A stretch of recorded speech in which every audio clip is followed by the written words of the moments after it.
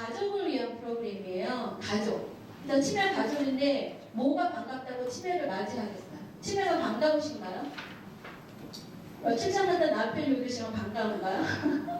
치매가 반갑지 않은데 맞이한다는 건 치매를 왜 맞이해야 되는지, 그리고 치매가 걸린 걸 어쩔 수 없이 맞이를 해야 되거든요. 그래서 이거는 치매를 처음 접하는 가족을 위한 교육 프로그램이에요. 그래서 이거는 총 2시간으로 이제 구성이 될 거거든요. 2시간의 프로그램을 한 번 하는 거예요. 한 번. 그래서 이 교육을 이제 프로그램을 구성할 때 의도는 지금 제가 선생님한테 물어봤잖아요. 그러면 아까 조금 일찍 발견할 수 있다는 원웨이로 그냥 내가 정보를 드리는 거예요. 그러니까 대단위로 강의가 가는 거죠. 100명, 200명 괜찮아. 할 수 있는 교육인데 이거는 가족을 대상으로 많이 하는 게 좋겠어요? 조금 하는 게 좋겠어요? 혹시 가족 중에 이렇게 어마무시한 질병에 걸려본 경험이 있으신 가족 있으세요? 암이나 뇌졸중이나 뭐 치매면 더 좋고 이런 어떤 가족의 구성원이 이렇게 큰 중대 질병에 걸려서 진단을 받았을 때 그 상황을 경험해 보신 분이 계시냐고요. 그런 분들을 대단히로 모아놓고 하면 교육의 효과가 있겠어요? 있겠죠. 우리 교육에는 다 효과가 있으니까. 그렇지만 우리가 이루고자 하는 그 교육의 목표를 달성할 수 있겠냐는 거죠. 없죠.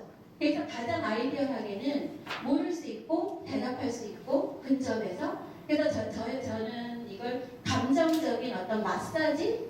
감정적인 마사지라고 얘기를 하고 싶은 거예요. 그래서 저기 아까 그 오전에 봤던 그 영상에도 그 따님이 나오잖아요. 치매했으니까 치매에 진짜 덩그러니 놓여졌어요. 이런 표현했던 따님이 있으셨거든요. 그래서 저는 개인적으로 우리 어머니가 이제 암의 진단을 받아본 경험이 있는데, 저는 이제 간호사니까 이제 암의 프로세스가 어떻게 되고 케모테라피를 어떻게 받고 이런 게 그냥 쭉 나와요. 그래서 저는 의사 선생님한테 요구하는 게 사이클 인터벌 얼마 만에 돌리느냐밖에 안 물어봤어요. 근데 그 이후에 우리 가족들이 너무 궁금한 게 많은 거예요. 저는 당연히 알고 있을 거라고 생각한 거를.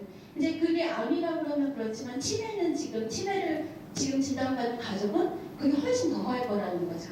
그래서 아주 쿨하게, 아까 어떤 의사 선생님은 환자분 치매신 것 같아요. 이제 약도 잘 드시고 이렇게 쿨하게 얘기하시잖아요. 그럼 그 가족이 그걸 쿨하게 받아들일 거라는 거죠. 그래서 그렇게 마음의 준비가 안 된 상태로 환자를 보게 되면 환자의 어떤 케어 퀄리티가 올라갈 수가 없죠. 그리고 그 불안하고 그 알지 못해서 스킬 부족으로는 어떤 미스테이크, 실수 때문에 환자의 치매의 증상은 더 심해지고 어떤 그 퀄리티 있는 라이프를 살 수가 없게 되는 거죠. 그래서 이 치매를 맞이하는 첫 번은 이 프로그램은 처음에 진단을 받은 가족, 뭐 최근 교육 시점이 오늘이면 오늘로부터 1개월에서 3개월, 그 정도의 처음 치매를 받은 가족을 대상으로 치매는 뭐고 치매 환자는 어떻게 돌보고 이거를 가르쳐주는 교육 프로그램이에요. 그래서 여기도 가격치매에서는 이제 가족 프로그램을 크게 3스텝으로 나누는데, 그 중에 가장 첫 번째 스텝이 진단의 교육 프로그램이고요. 그 두 번째가 가족 지지 프로그램이고, 이제 세 번째가 환의를 자조 모임이라는 거를 형성해 가자는 게 큰 그림인 거죠. 그래서 진단의 교육이 왜 중요할까? 왜? 이제 많은 교육의 연구들이 나오는데, 진단의 교육 프로그램을 보통 진단을 받으면 선생님들이 아무것도 안 하신 게 아니잖아요. 근데 오시잖아요. 치매 진단을 하고 등록을 받으면 보건소에 오셔서 책자 같은 거 드리잖아요. 요인표 같은 거 드리고, 근데 그런데 책자를 줘서 정보만을 줬을 때의 환자, 가족과, 그리고 이런 프로그램을 통해서 교육을 정말 정시를 받은 교육 가족을 대상으로 1년 반 이후에 얼마나 환자 케어를 잘하고 우울증의 정도, 아까 심리적인 부담 많다는 걸 들으셨죠. 우울증의 정도가 어느 정도 차이가 나는 날에 연구를 한 논문을 보면 그냥 정보를 그냥 받은 가족은 크게 변화가 없어요. 그렇지 않은 사람은. 근데 이 진단을 교육처럼 정보를 주고 교육을 받은 사람, 이 가족은 우울증을 겪지 않은 확률이 2배 이상 떨어진다는 거예요. 그리고 가족, 환자의 케어에도 엄청난 차이를 뒀다는 거죠. 그래서 가족대지 프로그램, 즉 아마 경기도에서 가족 지원 프로그램 하라는 얘기 많이들 하신 것 같아요. 각 지역에. 그래서 가족 지원 좀 해봐, 가족 지원 좀 해봐 이렇게 얘기를 하셔서 가족 지지 프로그램을 하겠다는 기관이 작년보다 좀 늘었어요. 근데 가족 지지를 처음 하는 거 좀 힘드실 수가 있어요. 그리고 되게 소규모고 여러 번 와야 되고 기관에서 부담이 있을 수 있는데 그거 들어가기 이전에 진입하는 프로그램으로 이 교육, 진단의 교육 프로그램을 하시는 게 굉장히 효과가 좋다는 거죠. 그리고 만약에 가족 프로그램을 할 때 중요한 건 가족이 원하는 걸 해줘야 돼요. 가족이 원하는 거. 근데 어떤 기관에서는 작년에 그 프로그램을 조사를 했을 때 치매를 가족한테 와서 치매 가족이 뭘 알고 싶어 할 것 같아요? 치매 가족이? 2A라고 그러죠. 2A. 예, 저기 선생님 우리 강명시 치매센터에 되게 예쁜 선생님 하나 계세요. 강명시 선생님 성함 어떻게 되죠? 예, 오은정 선생님. 오은정 선생님 가족이 뭘 필요로 할 것 같아요? 이제 머리 숙이시는 거 이런 거 하시죠. 이제 머리 숙이는 줄 한번 하시죠. 예. 처음에 어떻게 치매를 관리를 해야 되는지 어떻게 환자분들 같이 생활을 해야 되는지 방법을 잘 모르시고요. 그러면서 어떻게 이제 그 환자분이 점점 더 증상이 심해졌을 때 그걸 어떻게 케어하고 관리를 하고 어떻게 미래를 같이 계획을 해야 나가야 되는지 많이 궁금하시죠. 네, 감사합니다. 바로 다음 장 설명을 해주셨네요. 네, 맞아요. 선생님 가족 지지 프로그램을 하셨었거든요. 근데 어떤 기관은 그런 요구를 가지고 있는 가족한테 와서 박스를 만들라고 한 거예요. 저기 무슨 만드는 프로그램 이걸 만들어가지고. 그러면 그 프로그램에 한 번 왔었던 가족이 그 다음에 오겠냐는 거죠. 그래서 이 기관은 가족 프로그램에 대한 이 경험이 되게 안 좋아서 다시는 우리 못하겠다 이렇게 나거든요. 그럼 그 기관은 그런 기관들을 노력을 했는데 피트가 안 맞았고 가족의 입장에서는 나는 어렵게 뭔가 내가 얻고자 하는 거 얻고자 왔는데 나한테 박스만 만들라고 그것도 색종이 유형한 한지 공예 프로그램 만드시죠. 그래서 가족이 원하는 걸 해줘야 되는 게 가장 중요하다는 거죠. 그래서 이 프로그램은 처음에 진단을 받은 치매 가족이 알고 싶은 거를 다 엑기스로 모아놨다고 생각하시면 돼요.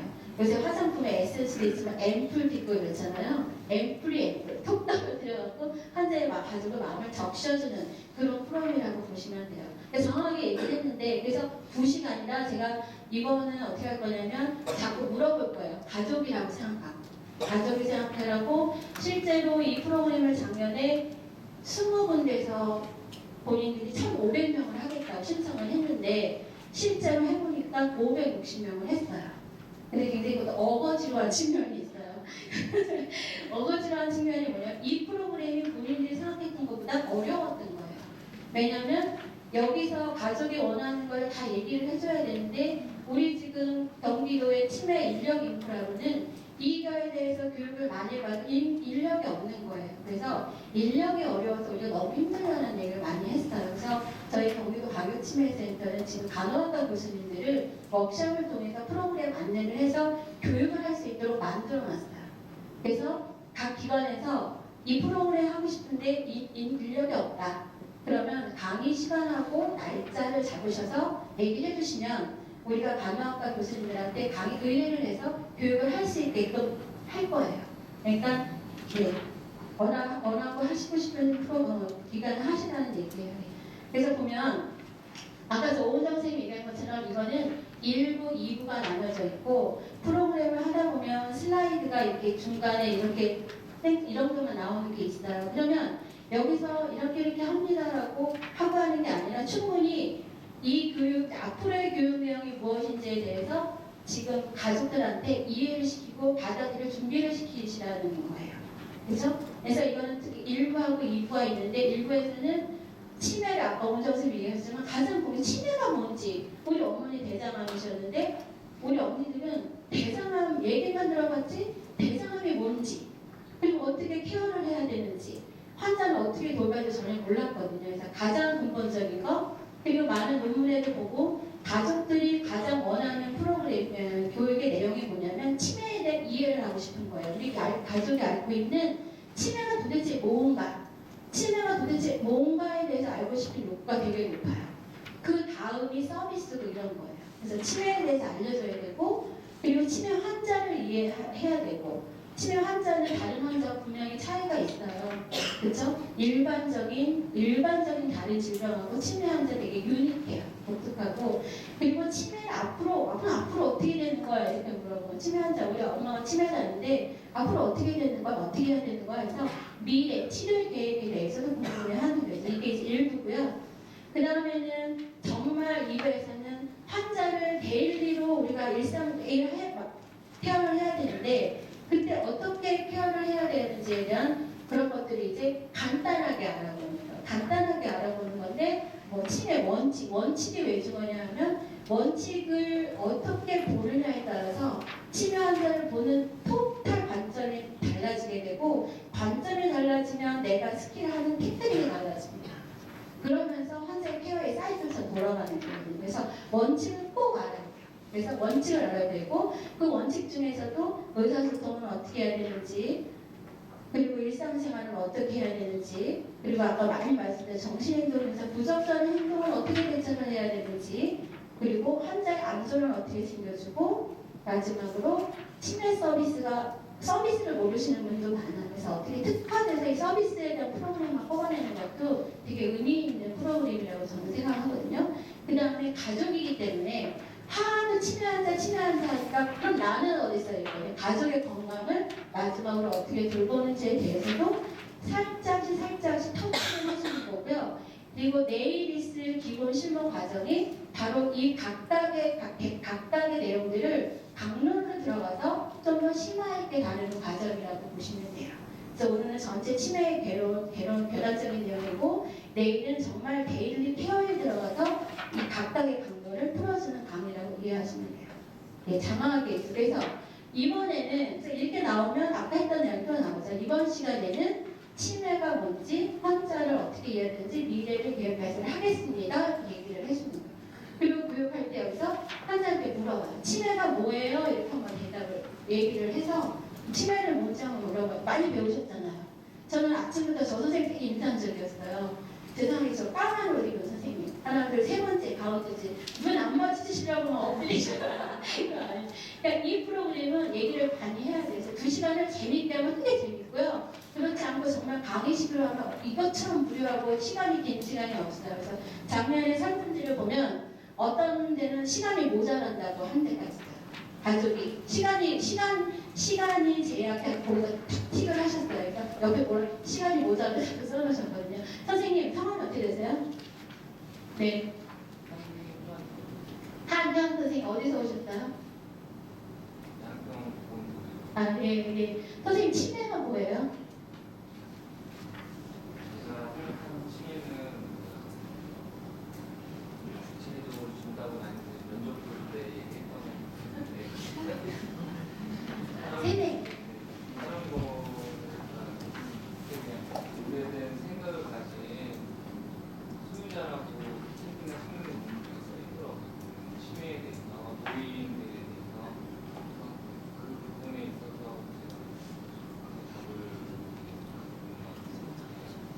네, 이거예요. 그러니까 환자한테, 가족한테 치매가 뭐냐고 물어봐서 정답이 맞아요? 틀려요? 애매하세요? 맞는지 틀리는지는 애매하더라도 가족이 갖고 있는 치매에 대해서 어떻게 생각하는지를 끌어내는 그러니까 마찬가지로 환자도 그래서 각각의 그러면 선생님이 얘기하신 게 저도 죄송해요. 솔직히 이해가 잘 안 가는데 어떤 얘기지? 치매는 뭐로 몰라보려고 그렇다는 얘기시죠? 네. 그래서 치매는 아까 치매를 이해해야 된다. 치매를 왜 이해해야 되는지 여기서 설명을 해드리면 치매를 왜 이해해야 되는지 치매를 내가 아는 그 가족이 아는 병이 치매인데 치매를 모르고서 뭐 다른 어떤 걸 얘기할 수가 있겠어. 그렇죠? 그 다음에 그럼 치매는 여기 아까 다 배우셨잖아요. 그럼 가장 여기서 포커스는 뭐겠어요? 치매. 이거 다 이렇게 하면은 말로 하는 건 이해가 안 돼. 치매. 여기 선생님 성함 어디서 오셨어요? 졸렵지 않으시다고요? 어디서 오셨어요? 안산 단원고 상록수 김재희 선생님. 네, 안녕하세요. 여기서 포커스가 뭐, 여기서 어떤 걸 찍어줘요? 이거를 치매랑 과거에 왜 이렇게 하면은 글 속에 안 남죠? 찍어줘요, 치매. 뭐가 가장 여기서 우리가 가족한테 찍어줘야 되는 얘기일까요? 김재희 선생님이 지금 한 30도 되시는 것 같아요. 인지기능 또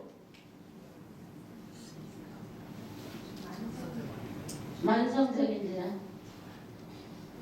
네, 되셨죠? 그럴까요, 과연?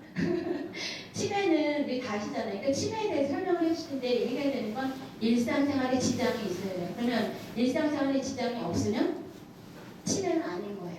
아까 선생님 설명하실 때 MCI와 치매가 있다. 근데 MCI는 MMS-DS에서 상당히 정화되어 있지만 일상생활에 문제가 없는 군을 MCA라 한다. 그렇지만 치매는 떨어져 있으면서 일상생활에 문제가 있다는 거잖아요. 그리고 실제로 진단 기준에도 인지기능의 저하가 여러 개 중에 한 개 이상 있고 일상생활에 지장이 있어야지 치매다. 그래서 일상생활에 지장이 없으면 치매가 아니다. 그거 찍어주시고 또 하나는 증후군이라는 거.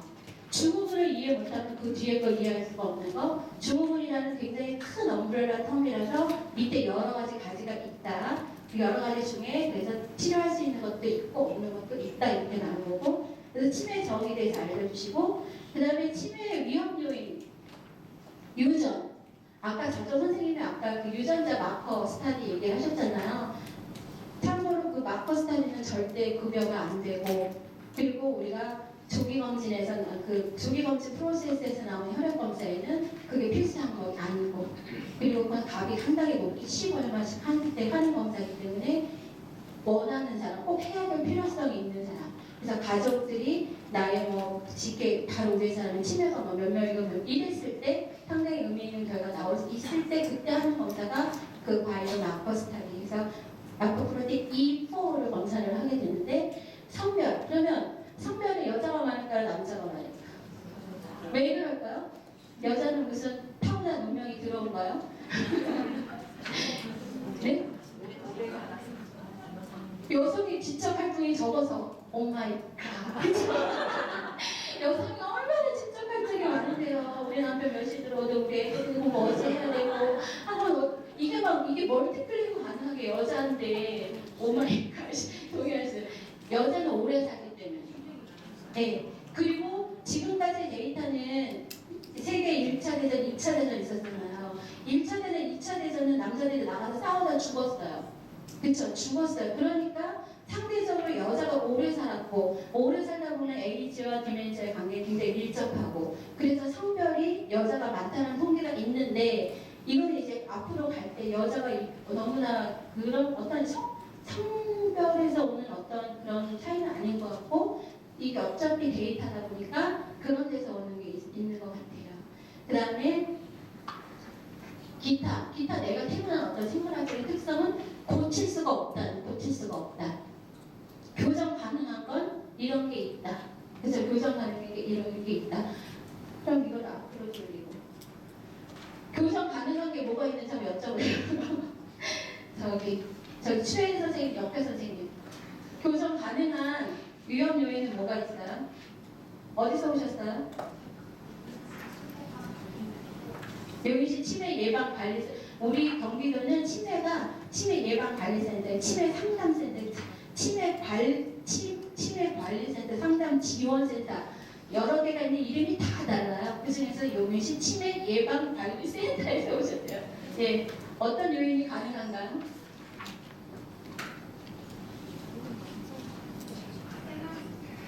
생활 습관.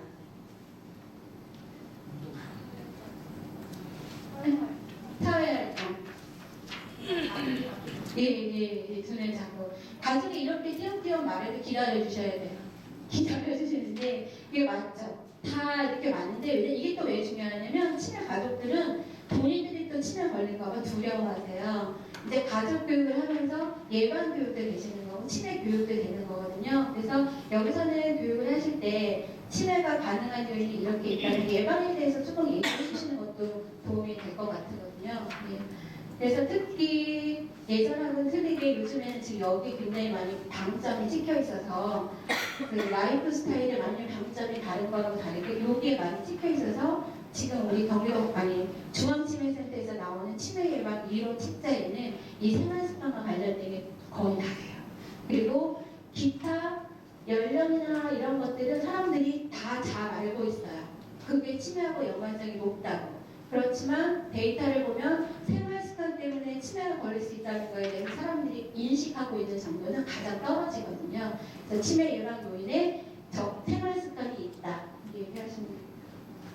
그 다음에 발병 과정은 아까 다 얘기 들으셨잖아요. 이게 지금 화면이 빼져서 저희 그럼 유형 요인이 이렇게 있어요. 그 다음에는 이제 그 다음에는 병리적인 변화가 오죠. 몇 점을 병리적인 변화가 오는데 가장 대표적으로 오는 병리적인 변화 두 가지를 얘기한다면 어떤 게 있을까요? 성함이 없는데 누구지? 말을 하는 선생님. 선생님 가장 대표적인 병리적인 변화가 어떤 게 있을까요? 왜냐면 내가 이 교육을 듣고 가서 강의를 해야 되잖아요.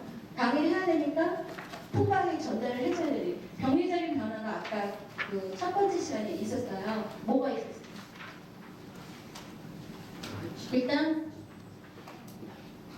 그러다가 이제 딴 가족이 불쑥 얘기하실 수도 있어요. 뭐가 있을까요? 이제 앞쪽으로 들어가 유해물질이 생성돼. 유해물질. 그게 뭐였냐 아까? 예, 스나큐라고 하는 아까 노인 감정 스나큐 그 신경 세포를 밖을 싸고 있는 거. 예, 그게 생기고 또 신경 세포 안에서는 뉴로파이브로가 진행이 돼가지고 결절이 생긴다는 거죠.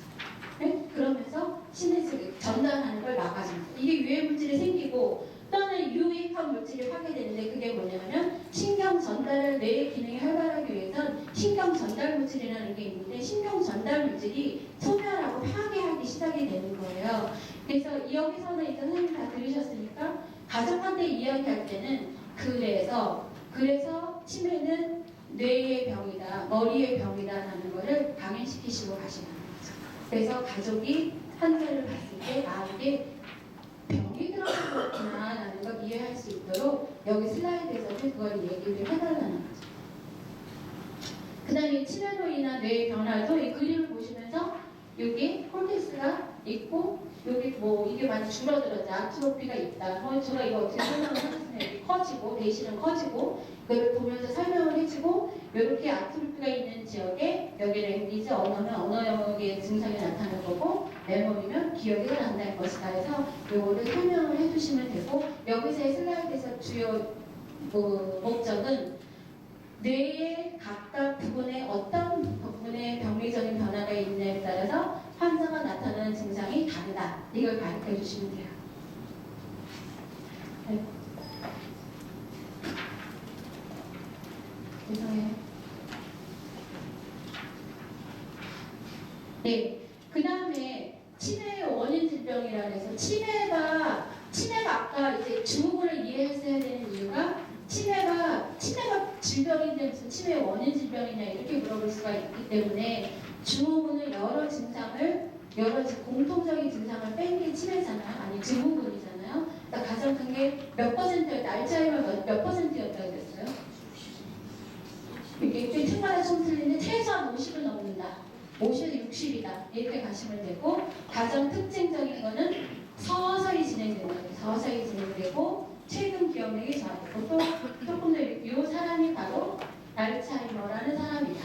이 사람만 걸리는 병이어야 되는데 이 사람만 걸리는 게 아니고 이 사람이 이 병을 발견을 했다는 거죠.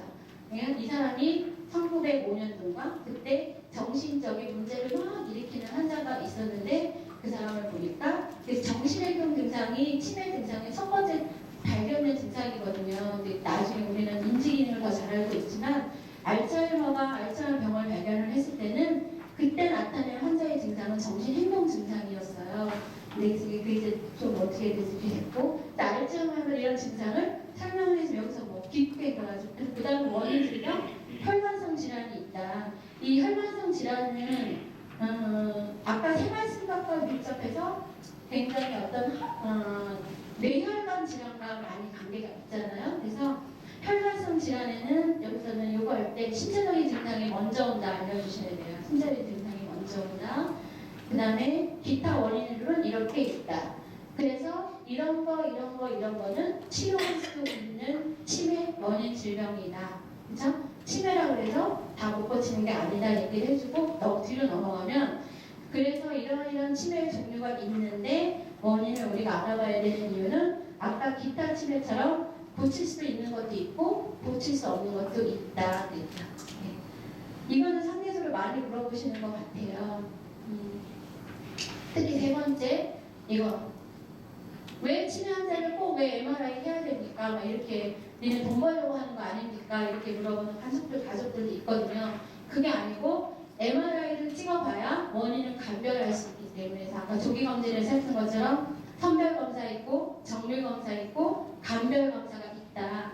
근데 감별 검사는 이 원인을 확인하는 검사고 그때 이제 MRI를 해야 된다. 이렇게 얘기를 해주시면 되죠. 네. 그 다음에 치매 증상이 있죠. 치매 증상. 치매 증상 이제 너무 많이 들으셨죠. 넘어갈게요. 이제 이럴 때는 이제 이 슬라이드를 켜놓고는 가족한테 본인이 돌보고 있는 가족이 어떤 증상을 갖고 있으니까 한번 물어볼 필요가 있어요. 우리 아까처럼 어떤 할아버지처럼 나를 자꾸 의심을 한다든지 내가 못 살겠다는 어떤 얘기가 나올 거 아니에요? 그러면 그 증상을 끌어내서 그걸 이렇게 얘기를 해주시면 되죠. 그 치매 증상이라고. 그 다음에 이제 정신행동 증상이라는 게 이제 요거는 가족들이 이게 치매 증상인지 몰라서 오해를 하시는 경우가 많은 거예요. 그래서 정신행동 증상이라는 걸 이해 못하고 보통 가족들은 치매는 그냥 기억력만 떨어졌고 그렇게만 생각을 하셔서 나를 밥을 안 줬다고 그러고 바람이 났다고 그러고 독을 탔다고 하는 증상을 나를 오해해서 그렇다고 해서 이것 때문에 가족 불화가 많이 생기거든요. 갈등이 많이 생기고 며느리가 혼나니까 또 부인 남편한테 잘못하니까 가정이 그렇게 되는 가장 큰 원인이 이 정신행동 증상이라 가족한테는 이 증상이 치매 증상이라는 걸 이해를 시키는 게 되게 중요한 것 같아요. 예. 그 다음에 이제 증상이 끝났으면 치매에 대해서 우리가 다 이 시점에 오면 치매는 뭐고 어떻게 하고를 한번 쭉 리뷰를 한번 해주세요. 그래서 항상 가족들한테 머리에 그게 딱 박히도록 정리를 한번 해주고 그 다음에는 일단 환자를 이해하는데 환자를 왜 이해해야 돼? 환자를 왜 이해해야 돼? 환자. 이거는 치매 환자를 이해를 못하면 아까 말씀드렸잖아요. 전체적인 뷰가 달라지면 모든 게 달라지는 거죠. 모든 게. 그래서 가장 중요한 건 치매 진단 시 환자 심리부터 알아야 돼요. 지금 진단받은 3개월 미만의 가족이잖아요. 그러면 그때 이제 가족들한테 치매를 언제 진단받았냐고 이제 물어보고 그 당시에 본인은 어땠고 심리는 어땠고 가족은 어떻게 반응했는지를 물어보면서 얘기를 끄집어내요. 10명 미만이니까 혹시 진단받으신 분 없죠? 여기 가족이 치매 진단받으신 분 없으시죠? 그 진단받으신 분을 만나보신 적은 있으세요? 보건소에 등록하러 오시잖아요. 그분들의 심장이 어떻게 얘기를 하시는 거야? 저희 연청문 팀장님 뭐라고 그러세요, 가족이? 환자가? 말씀이 못하시는 분들이 그리고 다른 사람이 아는 거를 되게 두려워하시네. 그거에 대해서 생각하니까 처음에 이해 못하고 있다가 나중에 심리 상태에 그러니까 실패한 거죠. 하필 내가 이렇게 이거는 그 학력이 높든 낮든 다 똑같은 것 같아요. 제가 얼마 전에 읽은 책에서는 미국 여자인데 그 미국의 무슨 뭐죠? 미국의 가장 그 대통령이 사는 데가 어디죠? 블라우스. 네, 백악관. 네, 백악관에서 보좌관 역할을 하는 사람이 그 사람은 1990년대에 치매를 진단받았는데 너무너무 똑똑한 사람이잖아요. 정신활동 엄청 많이 하고 사회생활 엄청 열심히 하는 사람이 본인이 자꾸 잊어버리는 거예요. 어떤 비서로서 일을 하는데 그 스케줄을 자꾸 까먹고 그다음에 어떻게 해야 되는지 모르고 그래서 그걸 막 감추려고 해요. 그러면서 나는 치매가 아니라고 1년 동안을 미국의 전 지역을 돌아다니면서 치매 그 병원 투어를 해요. 네? 투어를 해갖고 결국에는 이제 뭐 치매가 진단을 받게 되는 건데 처음에는 다들 내가 아닐 거라고 생각하고 내가 바빠서 그럴 거야, 내가 요새 너무 일이 많아 스트레스 때문에 그럴 거야 이렇게 얘기를 하고 이거는 저라도 그럴 거야, 내가 과연 이건 부정은 어쩔 수 없고 모든 중대 진단을 받았을 때 가장 먼저 오는 반응인 거죠. 부정을 할 수밖에 없고 그렇게 하다가 부정을 하다가 이제 이제 내가 자꾸 실수를 하게 되고 증상을 경험하게 되면서 아, 진짜 내가 치매구나 이렇게 받아들이는 거죠. 그렇지만 쿨하게 받아들이는 게 아니라 그 달콤한 비밀 보세요. KBS2에서 7시 30분부터 하는 드라마. 거기 어머니는 치매 진단을 보러 혼자 병원에 가셨어요. 가셔서 치매를 진단받고 짐을 다 싸세요. 요양원 가요. 요양 가요. 인정 너무 쿨하게 바로 인정을 해버리시는데 가족이 이제 못 가게 하는데 그러면서 되게 슬퍼해요.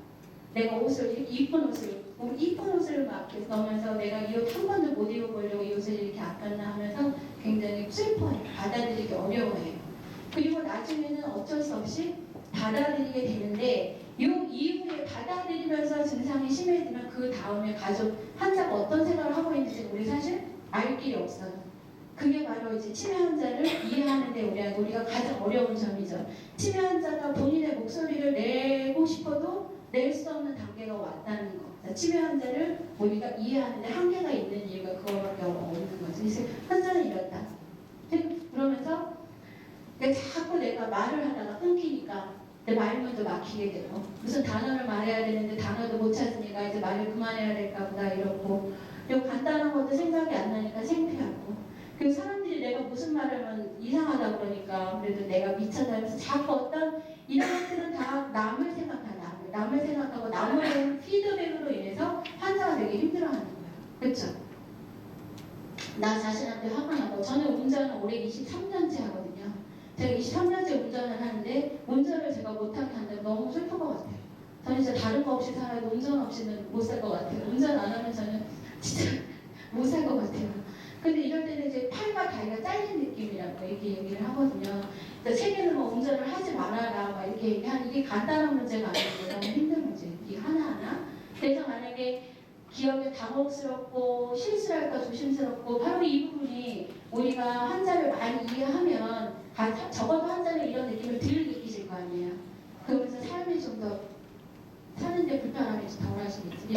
이렇게 하면서 가족이 어땠냐, 환자가 어땠냐 이렇게 얘기를 하시면서 계속 그분들로 하여금 본인이 느끼는 감정을 얘기를 하게 하시는 게 의미가 있으세요. 근데 일방적으로 전달하는 건 의미가 없어요. 왜냐하면 남는 게 없어요. 가족이 남고 와서 가족에게 감동이 있거나 지식이 있거나 뭐가 있어요. 둘 중에 아무것도 없는 교육은 좋은 교육이 아니니까 자꾸 만져주라는 거고요. 그래서 진단을 알릴 것이냐 말 것이냐는 그래서 실제로 조사를 해보면 외국에서는 진단을 많이 알리는 것 같더라고요. 근데 저는 개인적으로 저희 어머니도 끝까지 암인 걸 모르셨어요. 왜냐면 우리 엄마 성격에 암을 아시면 못 사실 것 같아요. 왜냐면 더 희망이 없어질 것 같고 자포자기 하실 것 같아서 저희는 계속 끝까지 숨겼어요. 제가 배운 거하고 완전 반대죠.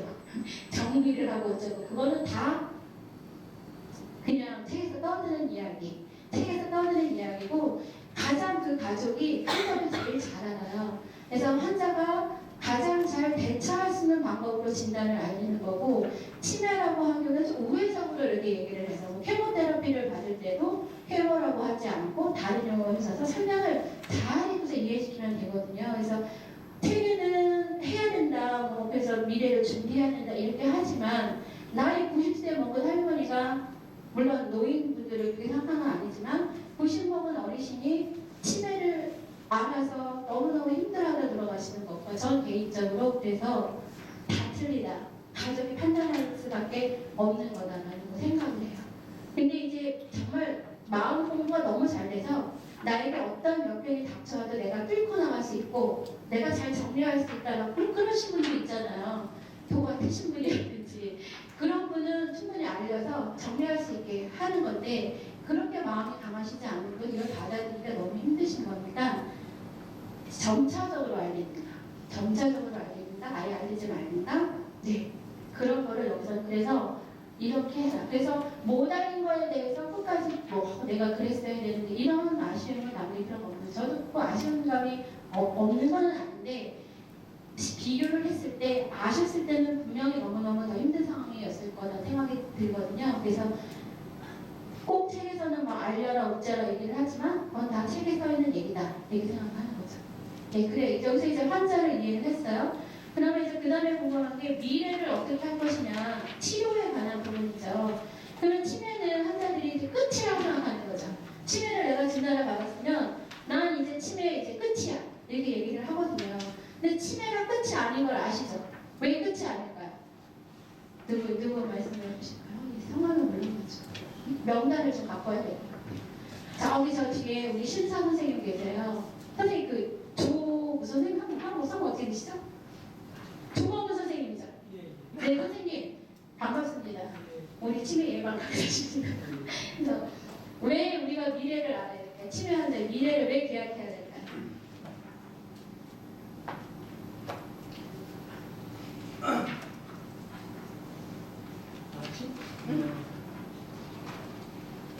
장기간에 오랫동안 그 치매가 앓으시다가 겪어야 하는 기간이 길기 때문에 그 기간에 대해서 시간이 어떻게 걸릴 것인지에 대해서 계획을 해보겠습니다. 그렇죠, 그렇죠. 지금 평균 치매의 유병 기간이 뭐 8에서 10년 이렇게 얘기하잖아요. 더 높으신 분도 많고 더 짧으신 분도 있지만 장기간이 있어요. 그러면 치매에 분명히 단계가 있잖아요. 이렇게 서서히 이렇게 나빠지잖아요. 그 단계별로 가족이 어떤 준비를 해야 되는지를 알고 있어야 되는 거죠. 지피지기, 백전백승. 그래서 미리 알아서 준비해야 하기 때문에 미래를 계획해야 한다. 얘기를 하시고, 그럼 여기서 정말 중요해요. 저는 여기서 초기가, 우리는 어차피 지역사회에서 사업하기 때문에 초기 환자한테 어떻게 우리가 가족을 교육시키느냐가 너무 중요한데, 우선 정확한 진단이 있어야 돼요.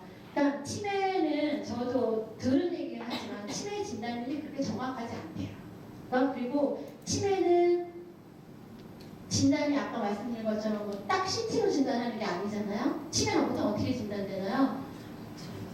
환자의 증상, 그리고 의사의 면담이 제일 중요하잖아요. 의사의 면담이 제일 중요하고 그 의사가 환자를 많이 받느냐 안 받느냐 되게 중요해요. 그래서 정확한 진단을 받아야 되는데 치매하고 헷갈릴 만한 증상이 있죠. 그게 가장 중요하면 선망이라는 게 있어요. 선망, 델리륨. 영어로 델리륨.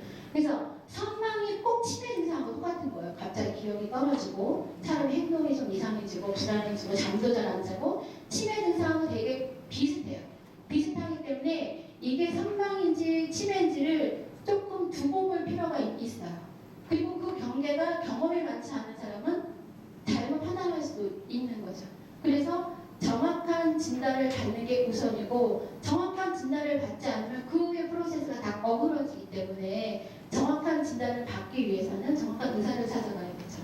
그리고 이제 정확한 진단이 됐다고 하면 그 다음에는 이제 치매에 대해서 알려고 하는 노력이 있어야 되는 가족이. 근데 치매에 대해서 알려고 하는데 우리 뭐 어디 A라는 그 지역에서는 보건소가 치매에 대해서 알려주지도 않아요.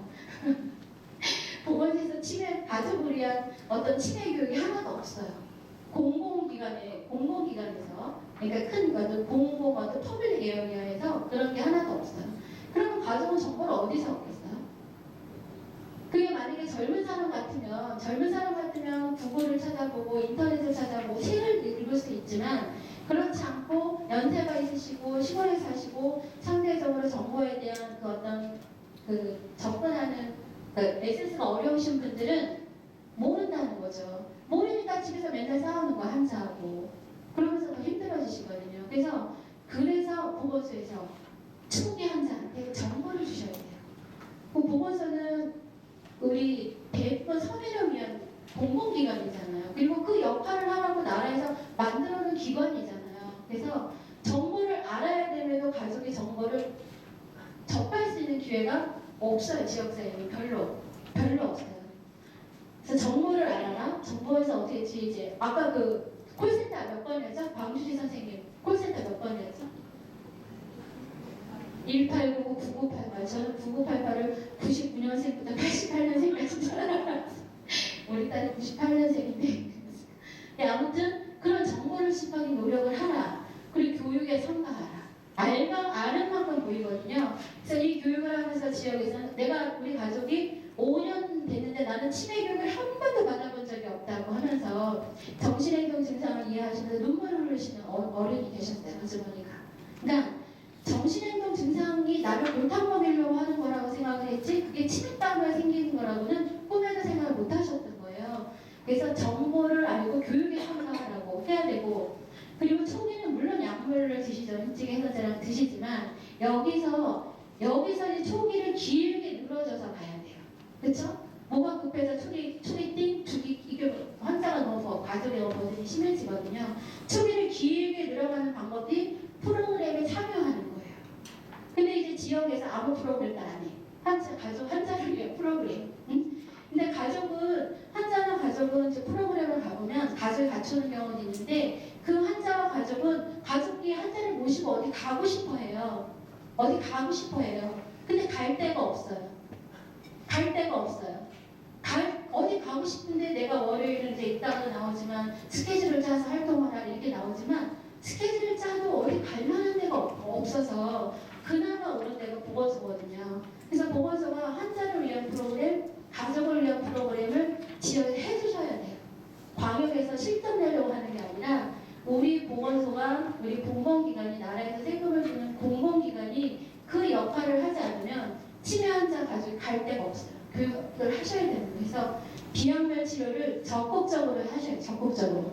그래서 아까 뭐 어떤 할머니 계속 걸어 다니셨어요. 운동하셨잖아요. 그 좋아지셨대잖아요.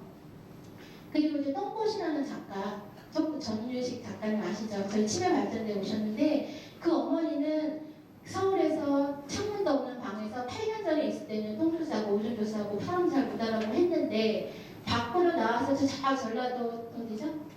지리산? 장수. 무슨 산에서?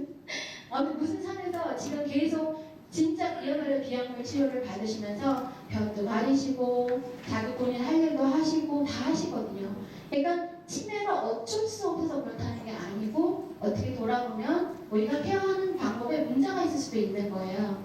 그래서 비약물적인 접근을 우리 너무 놓치고 있는 거기 때문에 초기에 비약물을 해주셔야 돼요. 초기에. 그러니까 많이 쭉 끌어주셔야 되는 거예요. 그리고 이 에어리아를 공공기관이 아닌 사기업에서 돈을 갖고 오는 거예요. 돈. 그쵸? 로봇 같은 거 만들어서 몇백만 원에 팔고 이러잖아요. 인지재활. 응? 그거를 우리 지역 정말 서민이에요. 대한민국에 진짜 30% 이해할 거예요. 저는 거기에 속할 거예요. 저희 같은 서민은 돈이 없어요. 그리고 그럴 만한 여유가 없고, 그리고 서민을 위해서 공공기관이 치매에서 할 거는 프로그램 많이 해야 된다는 거예요. 초기에 이 역할이 가장 중요하고, 그 다음에 중기에는, 그러니까 가족한테는 보건소가 이런 역할을 해야 된다는 얘기는 하지 마시고요. 그냥 이렇게 교육해야 되고 참여해야 되고 하면서 보건소에서 하는 사업에 자꾸 엮으세요. 오시라고 초대를 하세요. 초대.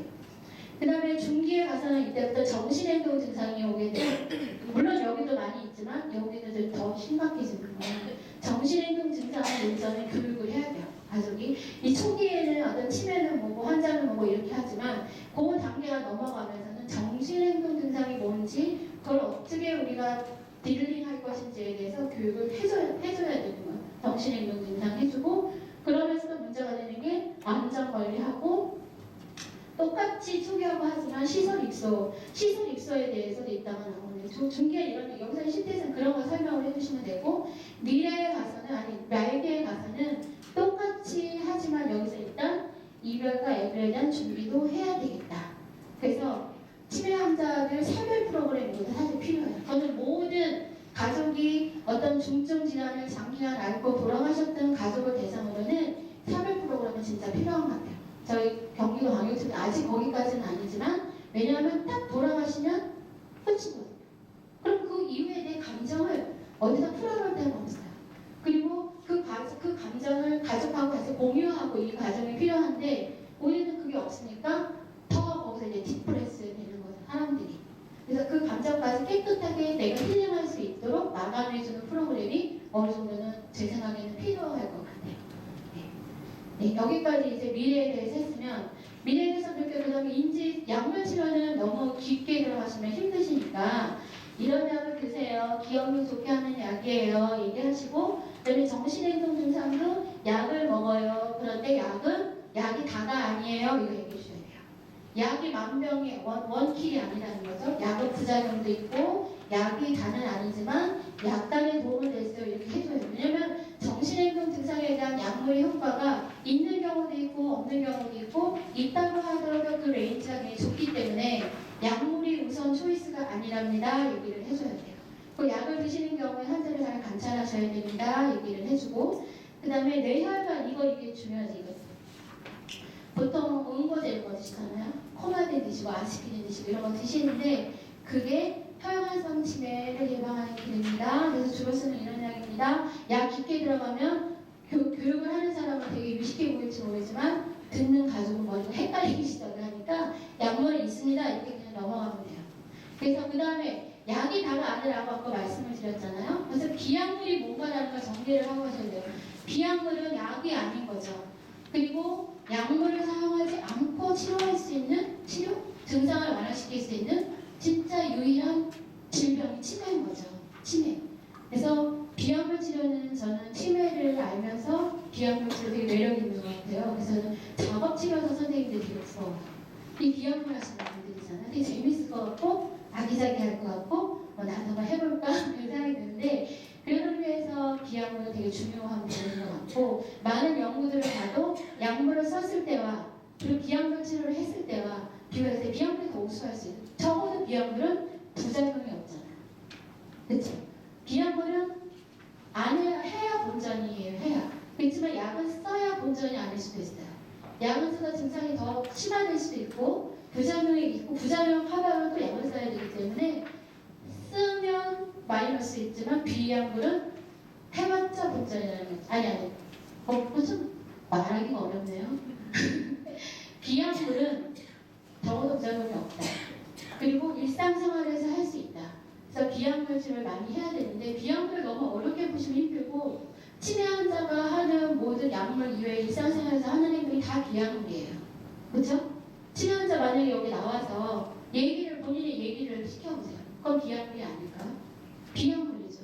좀 경계가 애매해서 우리나라에서 비약물이라는 이름으로 너무나 많은 그 활동, 무슨 치료라는 이름으로 나와 있는데 근데 외국에서 엄격하게 이건 트리트먼트가 아니라 테라피인 거예요. 테라피 또는 액티비티인 거지 치료는 아니라는 개념을 알고 계셔야 되고 그래서 가장 중요하게 여기는 게 인지재활이나 회상요법이나 이렇게 읽어줄 때 인지재활이 뭐냐 이건 여기서 좀 깊게 들어가주셔도 돼요.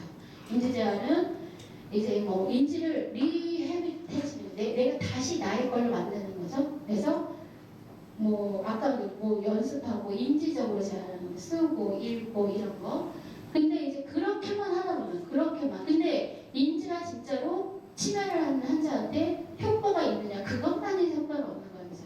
그래서 비약물은 최소한 멀티 에어리어를 감싸줘야 되는 거예요. 인지를 했으면 행적이 뭐 사회도 하고 사회를 했으면 행동도 하고 그래서 그게 컴바인 됐을 때 약물 치료의 효과가 배가가 된다.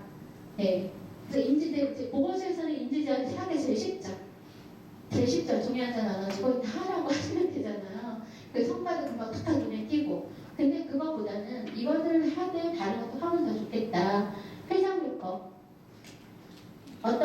저희가 어떤 기관에서 사진을 이용한 회상 상담을 하는 경우가 있었거든요. 왜냐면 사진은 가족 환자나 가족 반차한테 굉장히 강력한 매체. 그래서 그 당시를 나한테 바로 알려주니까 그걸 이용해서 환자의 느낌을 알려주고 이런 활동을 또 했더라고요. 그 다음에 기타 활동으로 운동, 모임 이런 거 이렇게 모든 환자가 하는 활동이 다 비약물이다. 그래서 여기 사진 이용한 거, 활동하는 거, 이거 원회 이렇게 치료 얘기를 하는 거고 이런 프로그램이 있다고 얘기하면서 이제 보건소에서 하시는 비약물 프로그램을 설명을 하세요. 설명을 하시고 왜냐면 우리가 프로그램 하나를 오픈했을 때 그 참가자를 모집하기가 진짜 힘들잖아요. 그래서 더 안 하시려고 하시잖아요. 네, 이런 교육을 하시면서 얘기를 하시면 돼요. 네, 그 다음에 여기까지 이제 환자를 위해서 여기가 더 중요한 시간이 지금 쭉쭉 깎게 졸려오세요? 아니죠? 진짜요? 네. 이때는 진짜 치매하고 일상에서 내가 한번 페이스를 해보는 거예요. 치매하고 맞아요. 그래서 여기는 이걸 한번 다 읽어주세요. 그래서 이거를 교육을 마치시면 환자를 일상에서 보는데 문제가 없으실 수 있습니다. 이렇게 얘기를 해주시고 희망을 갖게 해주세요. 희망을 갖게.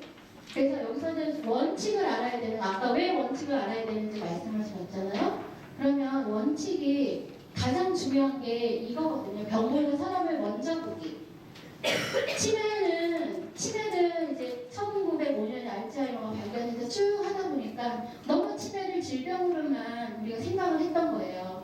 그리고 뇌의 병리적인 변화가 있는 질병으로만 생각을 해서 환자를 케어하다 보니까 환자가 좋아지지 않는다는 걸 사람들이 알게 됐어요. 그래서 그 시점이 일단 1980년대 정도 되는 거죠. 그러면서 그때부터는 이게 병으로 보는 게 아니라 사람, 치매 환자가 환자인데 사람으로 봐야 되겠다 해가지고 person centered 케어라는 이제 개념이 대두되기 시작을 하거든요. 그러면서 옛날에는 병의 관점을 뒀으면 이 병을 치료하기 위한 의학적인 접근을 한 거죠. 의학적인 접근을 했는데 그렇게 해서 환자가 나아지지가 않아요. 그래서 이거를 홀 퍼슨으로 보기 시작했어요. 치매는 환자도 사람이다. 사람의 관점에서 환자를 케어를 어프로치를 하다 보니까 환자의 증상이 좋아진다는 걸 사람들이 알게 된 거예요. 그러면서 그 시점이 1990년대 되면서 이게 좀 더 확산이 된 개념이 Person Centered Care라는 한국말은 인간 중심 모델이라고 하는 그 모델이 지금 케어 현장에서 가장 널리 사용되고 있는 원칙이에요. 그래서 환자를 돌볼 때는 병 때문에 그래 이렇게 보지 않고 사람 개개인을 맞춰보라는 게 원칙의 첫 번째인 거죠. 많이 틀리죠. 병으로 봤을 때는 뇌에 이상이 있는 사람, 그래서 뇌의 이상을 줄이기 위한 또 하나 사과 말씀드릴게요. 아까 보셨던 저거 7,000박자로 있죠, 동영상. 그게 좀 오래됐어요. 그러다 보니까 그 2004년 자료인데 몇 년 안에 백신이 발견될 거다 이런 일이 있었잖아요. 우리 살아갔잖아요. 그 몇 년으로 안 나왔죠. 죄송해요. 그래서 백신은 안 나왔어요. 백신이 나올까 기대를 하면은 연구가 페일하는 거죠.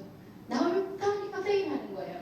그래서 이제 치매는 갈 길이 아주 먼 거예요. 그래서 치매는 병으로 보지 말고 사람으로 봤을 때 실제로 환자를 케어할 수도 있겠더라라는 사람이 이제 알기 시작하고 그게 지금 케어 전반 하나의 컬처처럼 돼 있어요.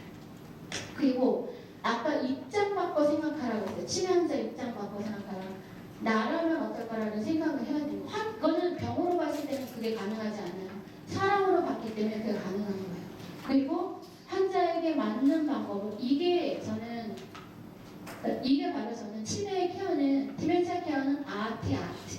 우리가 그림을 그리고 노래를 만들고 이게 아니라 의사가 아닌 비의사, non 피지션의 입장에서 환자의 증상을 좌지우지할 수 있는, 환자의 증상을 좋게 할 수 있는 그런 유일한 질병이 치매예요. 치매.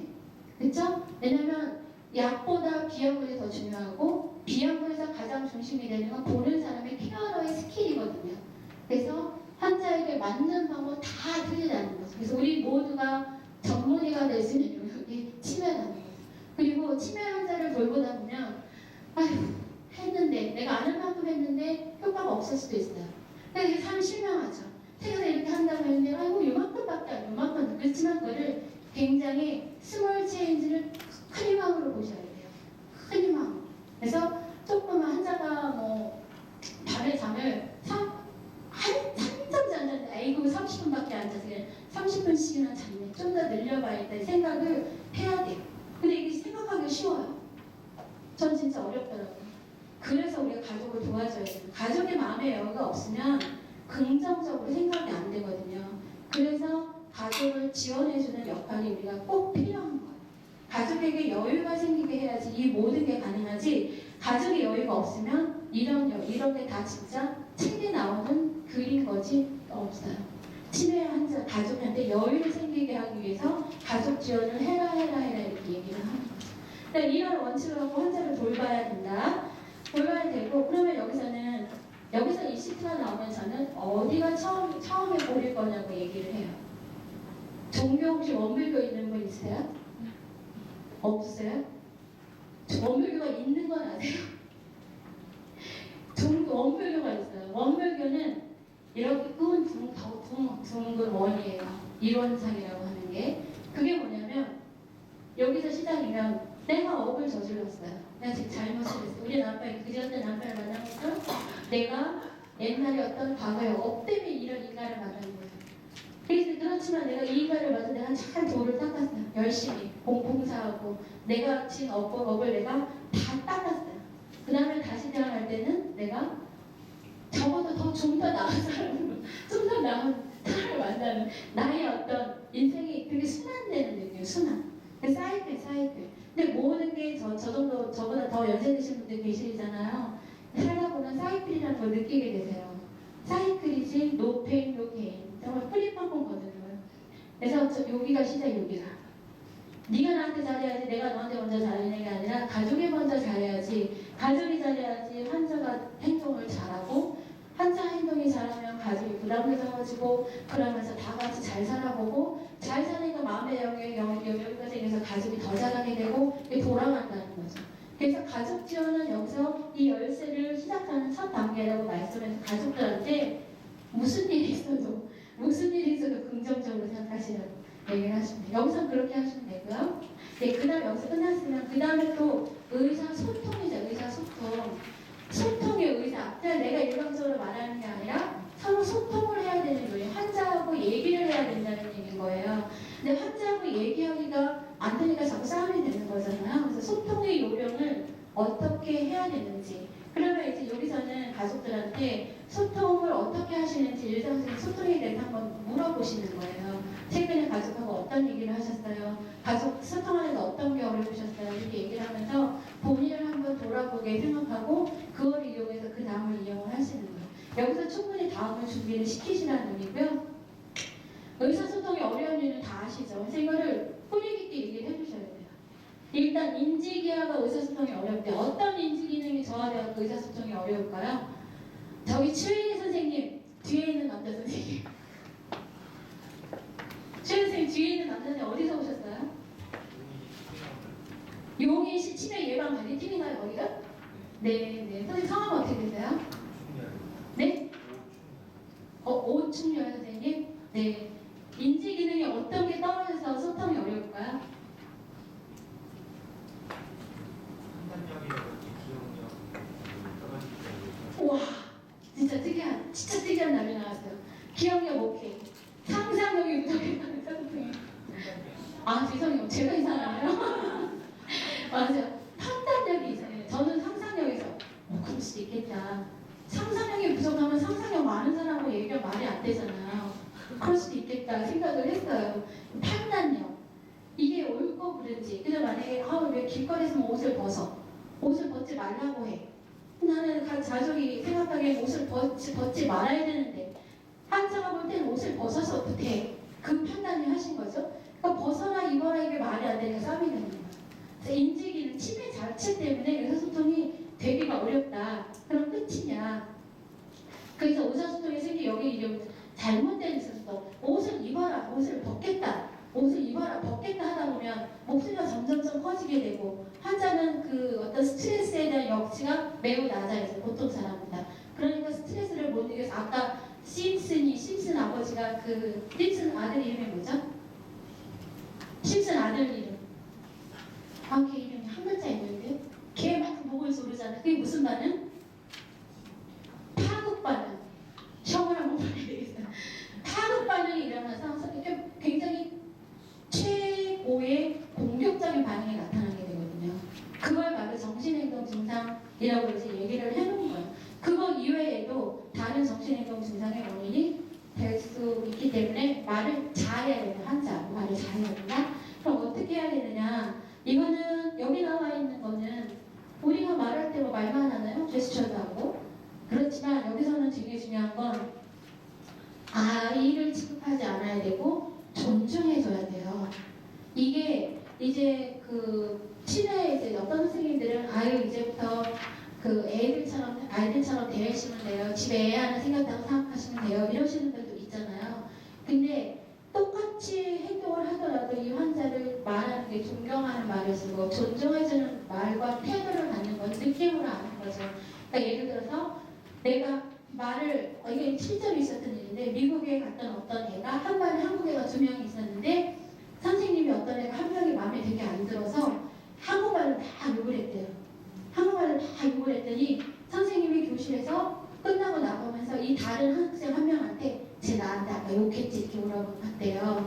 그러니까 이게 우리가 언어를 이해하지는 못해도 그 말을 하는 사람의 표정이나 태도를 느끼면서 저게 적어도 좋은 말인지 싫은 말인지는 알게 된다는 거니까 환자를 최소한 존중하는 단어, 존중하는 태도 이거를 좀 가져야 된다. 그렇지 않으면 치매 환자는 다르게 더 때 하나하나 볼까요? 아까 잘 읽으시더라고요. 첫 시간에 보니까. 첫 번째가 읽어볼까요? 네, 저희는 환자보다 말 빨리 할 수 있어요. 그러면 환자가 내가 못 알아듣는 말 환자 입장에서 막 빨리 해요. 그럼 저 사람이 똑똑하다고 생각할까요? 환자 위압감을 느끼게 되는 거예요. 말을 다 빨리 내가 이해할 수 있는 말을 속도를 못 맞춰가는데 환자가 막 위압감을 느끼게 돼서 속도를 맞춰야 된다.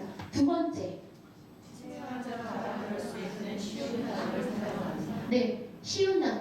그리고 환자가 병 생기기 이전에 쓰셨던 단어. 요즘 신생어 이런 거 얘기 쓰시면 저는 이해가 안 되는 거죠. 그 다음에 네, 이거 명확해야 돼요. 짧은 문장으로 명확하게 이걸 해주세요. 라고 해주세요. 길게 이렇게 얘기하다 보면 이거 사고를 계속 따라가다가 길을 놓치게 되는 거예요. 혼자가. 그러니까 짧게 명확하게 해주고 그다음부터 제가 할게요. 선생님. 모함보다 구체적으로. 자꾸 환자를 보면 이 환자가 좋아졌는지 나빠졌는지 알아보려고 가족들이 어머니 이 사람 누구예요? 삼촌 오셨네요? 이 사람 누구예요? 자꾸 물어보거든요. 몰라. 그리고 자꾸 화가 나게 돼요. 그렇게 하지 말고 알아보려고 하지 말고 검증하려고 하지 말고 차라리 어머니 나 미숙이 왔어요. 이렇게 막내딸 누구 왔어요. 이렇게 구체적으로 얘기해서 여기 의사소통의 고는 뭐냐면 환자가 판단하고 기억을 할 수 필요가 있게 절대로 의사소통을 하지 말라는 거고 환자가 이해하기 쉽고 간단하게 명확하게 하라는 얘기고요. 또 하나 틀린 거는 알아야 될 건 절대로 악유행하시면 안 돼요. 응? 어머니 그랬잖아요. 옷을 벗으셔야 되잖아요. 옷을 왜 벗어야 돼요? 이래서 벗어야 되잖아요. 다 소용이 없어요. 그건 지적하거나 싸워서 이기려고 하지 말고 그리고 환자하고 힘겨루게 하지 마셔야 돼요. 지셔야 돼요. 지시고 환자한테 맞춰주셔야지 이 갈등 증상의 완화가 되시는 거예요. 절대로 힘겨루게 하지 말고 싸우지 말고 토론하지 말고 논쟁하지 마셔야 돼요. 받아들여라 이거. 이게 바로 여기서 나오는 게 공감이라는 거. 엠파티. 그래서 감정이입. 그래서 그 감정이입의 방법은 여러 가지가 있는데 그 중에 하나가 인정요법이라는 게 있어요. 밸리데이션 테라피라고 영어를 치시면 많이 나올 거고 거기서는 뭐냐면 우리 의사를 소통을 해야 된다고 그랬잖아요. 소통은 나도 가고 상대방도 와야 되는데 내가 신호를 보냈는데 환자는 지금 신호가 안 와요. 왜요? 본인의 생각에 머물러 있어서. 그러면 의사소통을 하려면 내가 들어가야 돼요. 내가 신호를 보냈는데 상대방이 신호가 안 오면 그대로 놔두면 대안은 전달되는데 이 밸리데이션 테라피 입장에서는 내가 신호를 보냈는데 상대방이 신호가 안 오면 내가 글로 들어가는 거예요. 들어가는 방법은 환자의 세계를 인정해 주잖아요. 환자가 지금 나는 이 세계에 머물러 있어. 만약에 망상이라는 주제가 있다. 느껴요.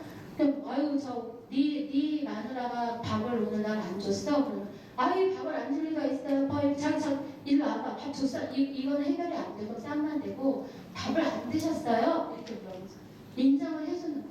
인정해서 그 문제를 밥을 안 드셨어요. 아유 그럼 배가 고프시겠네요. 그래서 공감해주고 이해해주면서 그 갈등은 증상을 조절할 수 있다는 거죠. 그래서 그게 내가 지는 게 아니라 환자가 느끼는 그 세계로 내가 들어가서 계속해서 의사소통을 이어나가야 된다. 네, 의사소통 그렇게 해야 된다는 거고요. 그 다음에 비언어적인 의사소통 방법은 이것도 이제 중요한데 비언어적은 내가 말을 하고 제스처를 하고 표정을 짓고 막 이런 거잖아요. 그러면 여기서 특히 편안한 환자가 막 지금 어제는 편안한 상태, 환자가 막 어떤 증상을 나타내서 내 마음이 너무너무 괴롭고 화가 나 있는 상태에서 비언어적인 제스처가 좋게 나올 리가 없잖아요. 일단 캄다운 시키고 편안한 상태에서 얘기를 하는 게 가장 어렵죠. 많이 어렵죠. 그러니까 가족 지원해줘야 되는 거고 그 다음에 여기 다 있지만 목소리 톤이 되게 중요해요. 목소리 톤이. 저 목소리 톤 괜찮지 않나? 아무도 얘기 안 하시네. 졸려오세요? 목소리 톤은 굉장히 안정적이고 부드럽고 다감하게 여기 상담 콜센터에서 오신 선생님이 계신 것 같은데 제가 누구신지는 모르겠는데요. 아마 상담하시는 선생님들이 그러신 것 같아요. 안정되고 어떤 얘기를 해도 받아들일 것 같은 그런 느낌 유지하고 중요한 거 이거죠. 가까운 곳에서 얼굴을 마주치며 말하기. 얼굴을 마주친다는 눈을 마주쳐요. 눈을 마주쳐서 환자가 저 사람이 나한테 말을 하고 있다는 걸 인식하게 만들어서 아이 컨택이 제일 중요해요. 아이 컨택. 눈을 마주쳐야 되고, 근데 여기 보면 이제 가벼운 신체 접촉, 이거는 되게 조심해야 돼요. 이 환자가, 저는 어떤 일이냐면 저희 치매 가족 나들이고 작년에, 근데 환자가 저는 두 번째 본 환자가 너무 반가워서 얼른 가서 손을 잡았더니 이러시는 거예요. 그래서 신체적인 접촉은 일단은 환자와 내가 어느 정도 라포가 있어야 돼요. 환자가 나를 받아들일 준비가 되지 않은 상태에서 접촉을 시도하는 거는 되게 위험한 일이거든요. 잘 판단하셔야 돼요. 그리고 그 다음에 또 뭐가 있냐면 환자 쪽으로 약간 기울여서 이렇게 하면서, 그게 더 중요한 거, 환자를 뒤에서 딱 안으시면 안 돼요. 너무 놀라운 거죠. 또 백허그, 내가 좋아하는 남자가 날 백허그 했으면 진짜 좋겠지만 이거 환자 입장에서 내가 서 있는데 뒤에서 나가 누가 나를 공격한다는 느낌이 들기 때문에 환자를 뒤에서 어프로치는 하지 말아야 되고, 반드시 환자가 인지하는 상태 앞에서 눈을 마주치고 말을 하고 행동을 해야 된다. 그리고 표정이나 이거 몸짓을 진짜 주의 깊게 관찰을 해야 돼요. 왜냐면 환자들 중에 아까 증상이 뭐 있었어요? 무감동이죠. 무감동. 좋은지 싫은지 알 수 없는 감정의 변화가 거의 없는 그런 상태에서 몸짓이나 표정을 주의 깊게 관찰하는 게 되게 중요해요. 그것뿐만 이외에도 이게 이제 가족 환자가 어떤 증상을 나타낼 때 왜 그런지 모를 때가 많아요.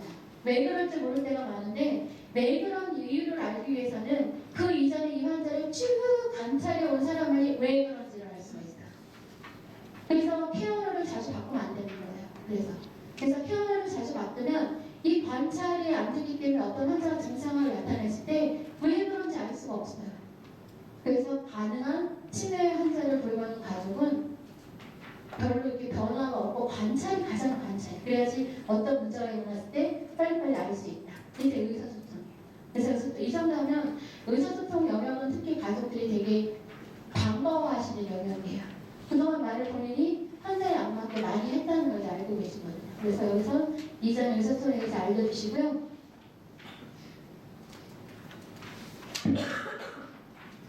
힘드세요? 한 번 또 이제 얘기를 해봐야 되겠다. 네. 저기 선생님 연천에서 오셨죠, 선생님. 남자 선생님. 전 남자를 좋아해요. 선생님 연천에서 오셨죠? 성은 어떻게 되세요?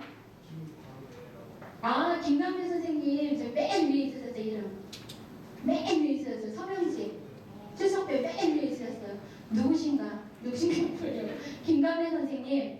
치매 환자분은 의사소통할 때 어떻게 해야 되나요? 한 3가지만 얘기해 주실래요? 많다, 3가지. 대화를 할 때 편안하게 말씀을 하실 수 있도록 환경이나 이해하고 대화를 들으려고 키우거나 환자분의 표정이나 이런 무직 같은 거를 네, 감사합니다. 선생님 진짜 응용력이 대단하신 것 같아요. 박수 한번 주세요. 박수 치게 예뻐합니다. 네, 감사합니다. 그러니까 아무튼 의사소통은 그렇게 해야 된다. 짧고 명확하게 해야 된다. 환자의 시험에 들지 하지 말아라. 빨리 하기도 말고 너무 늦게 하지도 말고 잘 적절히 속도를 맞춰서 하라. 그러니까 예를 들면 저는 몸치거든요. 춤을 진짜 못 춰요. 근데 그 춤은 별로 그걸 부끄러워하지 않아요. 근데 저한테 강남 스타일을 가리킨다고 생각해보세요. 이제 강남 스타일을 가리킨다고 저한테 할 때 막 어떤 그 싸이가 올 리도 없지만 싸이가 와서 처음에 이렇게 하라고 제가 따라 하겠어요? 못하죠. 중간에 포기할 거거든요. 그러니까 어떤 측에서는 치매 환자하고 의사소통하는 거를 춤 추는 거에 비유를 해요. 그러니까 춤을 가리킬 때 우리는 우선 목적을 얘기해주고, 그리고 카이로그래피인가? 그래서 어떤 몸의 동작 연속선 이런 거 설명할 때 먼저 이렇게 하세요. 단계별로 얘기를 짧게 해주잖아요. 그게 2단계만 넘어가면 못하거든요. 그래서 의사소통을 할 때는, 환자 의사소통할 때는 전혀 모르는 춤을 내가 환자한테 가리킨다라고 생각을 하고 짧고 명확하게, 그 중간에 정리도 해가면서 하고요. 또 저는 이제 치매 환자 있지만 실습이 나오면 이러이러하고 다니면서 본 환자들은 저도 모르게 환자랑 얘기를 하고 싶어서 계속 물어요. 뭐 질문을. 대답을 안 하자는 환자가 그 정막이 무서울 거예요. 그 정막이 무서워서 계속 질문을 던지게 되거든요. 그러면 안 된대요. 저희가 엄청 잘 받아요. 질문을 하지 말고 만약에 환자한테 질문했는데 환자가 대답을 하고 어떤 제스처를 하게 되면 그것 제일 한번 다시 따라도 해보고 그리고 어떤 얘기를 하면 그거에 대해서 아 그러셨군요 코멘트 해보고 그게 더 효과적이라고 얘기를 하더라고요. 그러니까 의사소통할 때 스텝 바이 스텝 대신에 굉장히 클리어하게 메시지를 전달을 해야 됩니다. 네. 그 다음에 이제 편안한 하루를 보내야 돼요. 오늘 하루 편안하세요? 오늘 하루 부러워요? 편안하게 하루를 보내려면 어떤 게 필요하세요? 저기 누구 할까? 이거를 제가 아시는 선생님을 중점으로 기준점으로 해서 김강대 선생님 그 뒤에 계신 선생님 안경 쓰신 선생님 어떤 날이 편안하게 느껴지세요? 잠만이 잤을 때. 그러니까 내가 편안하게 하루를 보내려면 뭐가 필요하세요?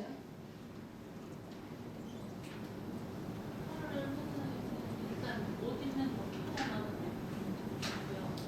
아침에 편한데 전날 잠을 잘 자서 컨디션이 편안하면 그날 하루 좋은 것 같아요. 선생님 옷 예쁘게 입고 잠자자면 편안하신 건데요. 그렇죠. 그거밖에 더 좋은 게 어디 있어요. 근데 저는 뭐가 있냐면 저는 한때 그런 적이 있어요. 저는 경력이 약간 단절됐던 사람이에요. 경력이 약간 단절됐어요. 임상을 하다가 잠깐 딴짓을 하고 논 적이 꽤 오래 있었어요. 그때 저는 하루에 눈을 뜨는 게 되게 싫은 때가 있었어요. 네, 집에서 놀 때였는데 집에서 눈을 뜨면 집에 다 남편도 나가고 애들도 나가면 집이 적막한 거예요. 내가 할 일이 없어요. 그렇다고 제가 뭐 누구를 만나서 막 이렇게 이런 이제 그야말로 쿠키 먹었다는 사람이 아니어가지고 그 아침에 오는 그 성화감이 너무너무 싫은 거예요. 그래서 제가 뭐 할 일이 없고 약속이 없을 때는 그 시간이 너무 싫더라고요. 그래서 저는 저한테 좀 내가 뭘 할 수 있는 일이 필요해요. 네? 뭘 할 수 있는 일, 내가 뭐 하지 않는 누구를 만날 기회가 있다면 놀면서도 내가 먹기 싫어도 밥을 먹게 되고 하기 싫어도 나가서 하게 되는데 그런 날이 없을 때는 그냥 집에서 저는 또 그렇다고 살림을 뭐 알뜰살뜰 하는 사람도 아니고 집에서 그냥 TV 아침마당 10시까지 보고 아침마당 보고 나서는 또 저기 케이블 틀어서 그 폭풍의 언덕 뭐 이런 거 보고 그래서 오전을 지나면서 점심 먹을 때가 되면 이제 애들 간식 사려고 1시 반쯤 장 보러 가고 막 이랬거든요. 그래서 그 시간이 저는 너무너무 싫었어요. 그래서 저는 편안한 하면 내가 뭐 할 일이 있어요. 그래서 제가 나와서 일을 하고 있는지 모르지만 그 다음에 그거 말고 또 뭐냐면 제가 돈이 있어요. 돈이 있는다는 얘기는 내가 내 생활 계획해서 돈이 없어 나갈 수가 없잖아요. 내 하루가 내가 컨트롤할 수 있어야 되는 거예요. 예를 들어서 시어머님들 모시고 계시는 분도 있지만 저는 어머니랑 따로 사는데 어머니가 집에 오시면 되게 편안하지 않아요. 그게 어머니가 싫어서가 아니에요. 제 마음대로 제 집을 마음대로 할 수가 없는 거예요. 제가 먹고 싶을 때 잘 수도 없고 막 그래요. 그래서 저에게 편안한 하루가 되기 위해서는 내가 뭘 일이 있어요. 누굴 만날 약속이 있어야 되고 그 다음에는 내가 내 하루를 내 마음대로 할 수 있을 때 편안하다는 거죠. 그럼 치매 환자 입장에서 보면 어떨까? 편안한 하루를 만들기 위해서. 치매 환자는 사회생활을 하기를 되게 원해요. 그래서 저기 어디 시흥에 갔을 때는 어떤 가족이 환자가 너무 심심해하는 거예요. 너무 일을 하고 싶었는데 돈을 벌 수 있는 일을 할 수 없어서 그 가족은 어떻게 했냐면 관리사무소에 돈을 한 달에 40만 원씩 줬어요. 그리고 그 치매 환자가 오전 하루 4시간만 경비 아저씨 일을 같이 했어요. 그렇게 하니까 환자가 밤에 잠도 너무 잘 자고 집에 와서 정말 말도 너무 잘 듣고 그러더래요. 그러면서 그 경비 아저씨랑 일을 하면서 그 가족을 옆에 같이 있으셨던 거예요. 근데 너무너무 만족해 하셨거든요. 근데 우리가 치매 환자한테 직업을 들이대는 거 생각 못 하잖아요. 치매 환자는 그냥 저희가 지금까지 생각하는 건 보건소 프로그램 가고 데이케어 센터 가고 제복까지 근데 어떤 책에서는 왜 치매 환자는 꼭 데이케어 센터만 가야 하느냐는 책도 있어요. 쇼핑센터는 가면 안 되고, 그렇죠? 그리고 집에는 왜 가면 안 되고, 수영장에 왜 가면 안 되고, 이런 게 치매 환자의 반경이 너무 좁은 거예요. 그래서 치매 환자의 하루를 돌본다고 했을 때 우리가 좀 깰 필요가 있어요. 깰 필요가. 우리가 기존에 생각하고 있었던 어떤 그 관념, 치매 환자는 하루 동안 일해야만 해야 하는 그 관념을 조금은 깰 필요가 있는 게 저는 거기서 생각을 했어요. 왜 할 수 없을까? 그냥 사회가 치매 환자를 너무 보기가 불편해하니까 못하는 거거든요. 그래서 치매 환자랑 가족의 퀄리티를 높은 삶을 위해서는 인식 개선이 같이 가야 돼요. 인식 개선. 그래서 여기 나온 건 그래도 치매 환자를 좀 편안하게 돌보자 한다면 일과표가 있어야 돼요. 일과표가 없을 때 하루는 너무 길어요. 만약에 선생님들 여기서 8시간 교육을 할 테니까 교육은 듣지 않아도 되니까 8시간 여기서 아무 공부나 하면 서티피켓을 주겠습니다 하면 어떻게 하실래요? 아스타 가오리인가요? 아스타 가오리라 너무 신나요. 되게 막연하실걸요? 뭘 어떻게 해야 될지 모르고. 그러니까 치매 환자도 마찬가지로 치매 환자가 어디 간다면 일찍 일어난대요. 그래서 딱 옷을 입으시고 그 시간을 되게 즐기신대요. 그 보건소에 오시는 분들 보면.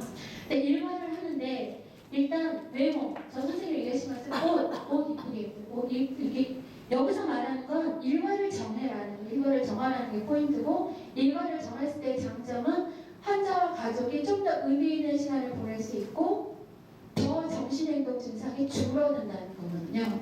그래서 일과를 보내라. 점심도 꼭 누구하고 같이 먹고 누구 만나고 자 쉬고 그러면서 화장실 때 갈 때 조심하고 일과표를 만드는 게 좋겠다. 치매 환자 일과표를 만드는 게 좋겠다. 그 다음에 일상생활을 돕는 방법, 이거 이제 강론으로 정하는데 내일 좀 더 자세하게 할 거고요. 외모 갖고 우리 생각해 봐야 돼요. 우리 노인분들은 되게 소박하시잖아요. 아직 몇몇 돈이 있게 윤택하신 분들은 빼고는. 근데 요양원이나 이런 데도 지금 다 옷을 입으시죠. 옷. 사복을 입으시는데 되게 잘하시는 거죠. 왜냐면 우리는 일단 요양원이나 어떤 시설에 들어가면 어떤 본인의 어떤 유니크니스가 깨져요. 깨지고 다 이제 다 전체 통일된 옷을 입게 되는데 그거는 개성을 표현할 수 없고 그 환자가 좋아해서 입는 옷이 아니잖아요. 그래서 가능하면 사복을 입는 게 좋고 그리고 설사 오줌 똥을 산다 하더라도 옷을 그냥 입혀야 되는 거예요. 그래서 저는 잠시 다른 나라 요양원을 가볼 기회가 있었는데 볼런티어링 사람 몇 번 간 적이 있는데 거기서는 진짜 화장을 다 해서 립스틱까지 예쁘게 해서 다 앉아있으면 너무너무 이쁘신 거예요. 근데 우리나라 치매 어르신들은 화장까지는 안 하실걸요? 화장까지는 안 하시고 그냥 본인 사복 입는 정도의 그것만 해도 되게 잘해주시는 거죠. 그리고 본인의 옷을 선택하게 이렇게 해주고 그리고 오줌을 싸면 오줌을 싸도 또 그거 다 밴드 레이킹 다시 다 해주고 이러거든요. 그래서 외모를 그렇게 힘들어요. 힘든데 어찌됐든 일정한 시간에 일어나서 최소한 옷을 이쁘게 입히고 그리고 거울을 보는 게 이상한 환자가 아니면 거울을 보고 이상한 망상 증상이 이게 나타나는 증상이 아니면 거울을 보여주고 이쁘다고 칭찬해주고 그렇게 하는 거고요. 옷 입는 것도 옷을 선택하게 스스로 선택하게. 근데 매일 같은 옷을 입게 되면 똑같은 옷을 스티브 잡스는 그 청바지에 검은 티가 몇백 벌이 있잖아요. 그것도 일본에서 공수해요. 그 사람은 거기에 꽂혀서 그 사람 같은 그거 입는 거죠. 그리고 입고 난 내 모습을 칭찬하고 여기서 일상생활 이렇게 해줘라. 그리고 외출하고 산책하는 게 아까 산책 되게 좋다고 그랬잖아요. 산책하라. 그리고 식사 시간 되게 또 이제 사람들이 되게 힘들어하시는 시간이죠. 식사하실 때는. 근데 식사 시간을 잘 조성해서 밥하는 것도 중요한데 치매 환자는 물을 잘 안 드세요. 물을 드실 기회가 별로 없으시잖아요. 그래서 어떤 요양원 원장님은 거기 계신 요양원에 계시는 환자분들한테 물을 주는 시간을 정해놓으신 거예요.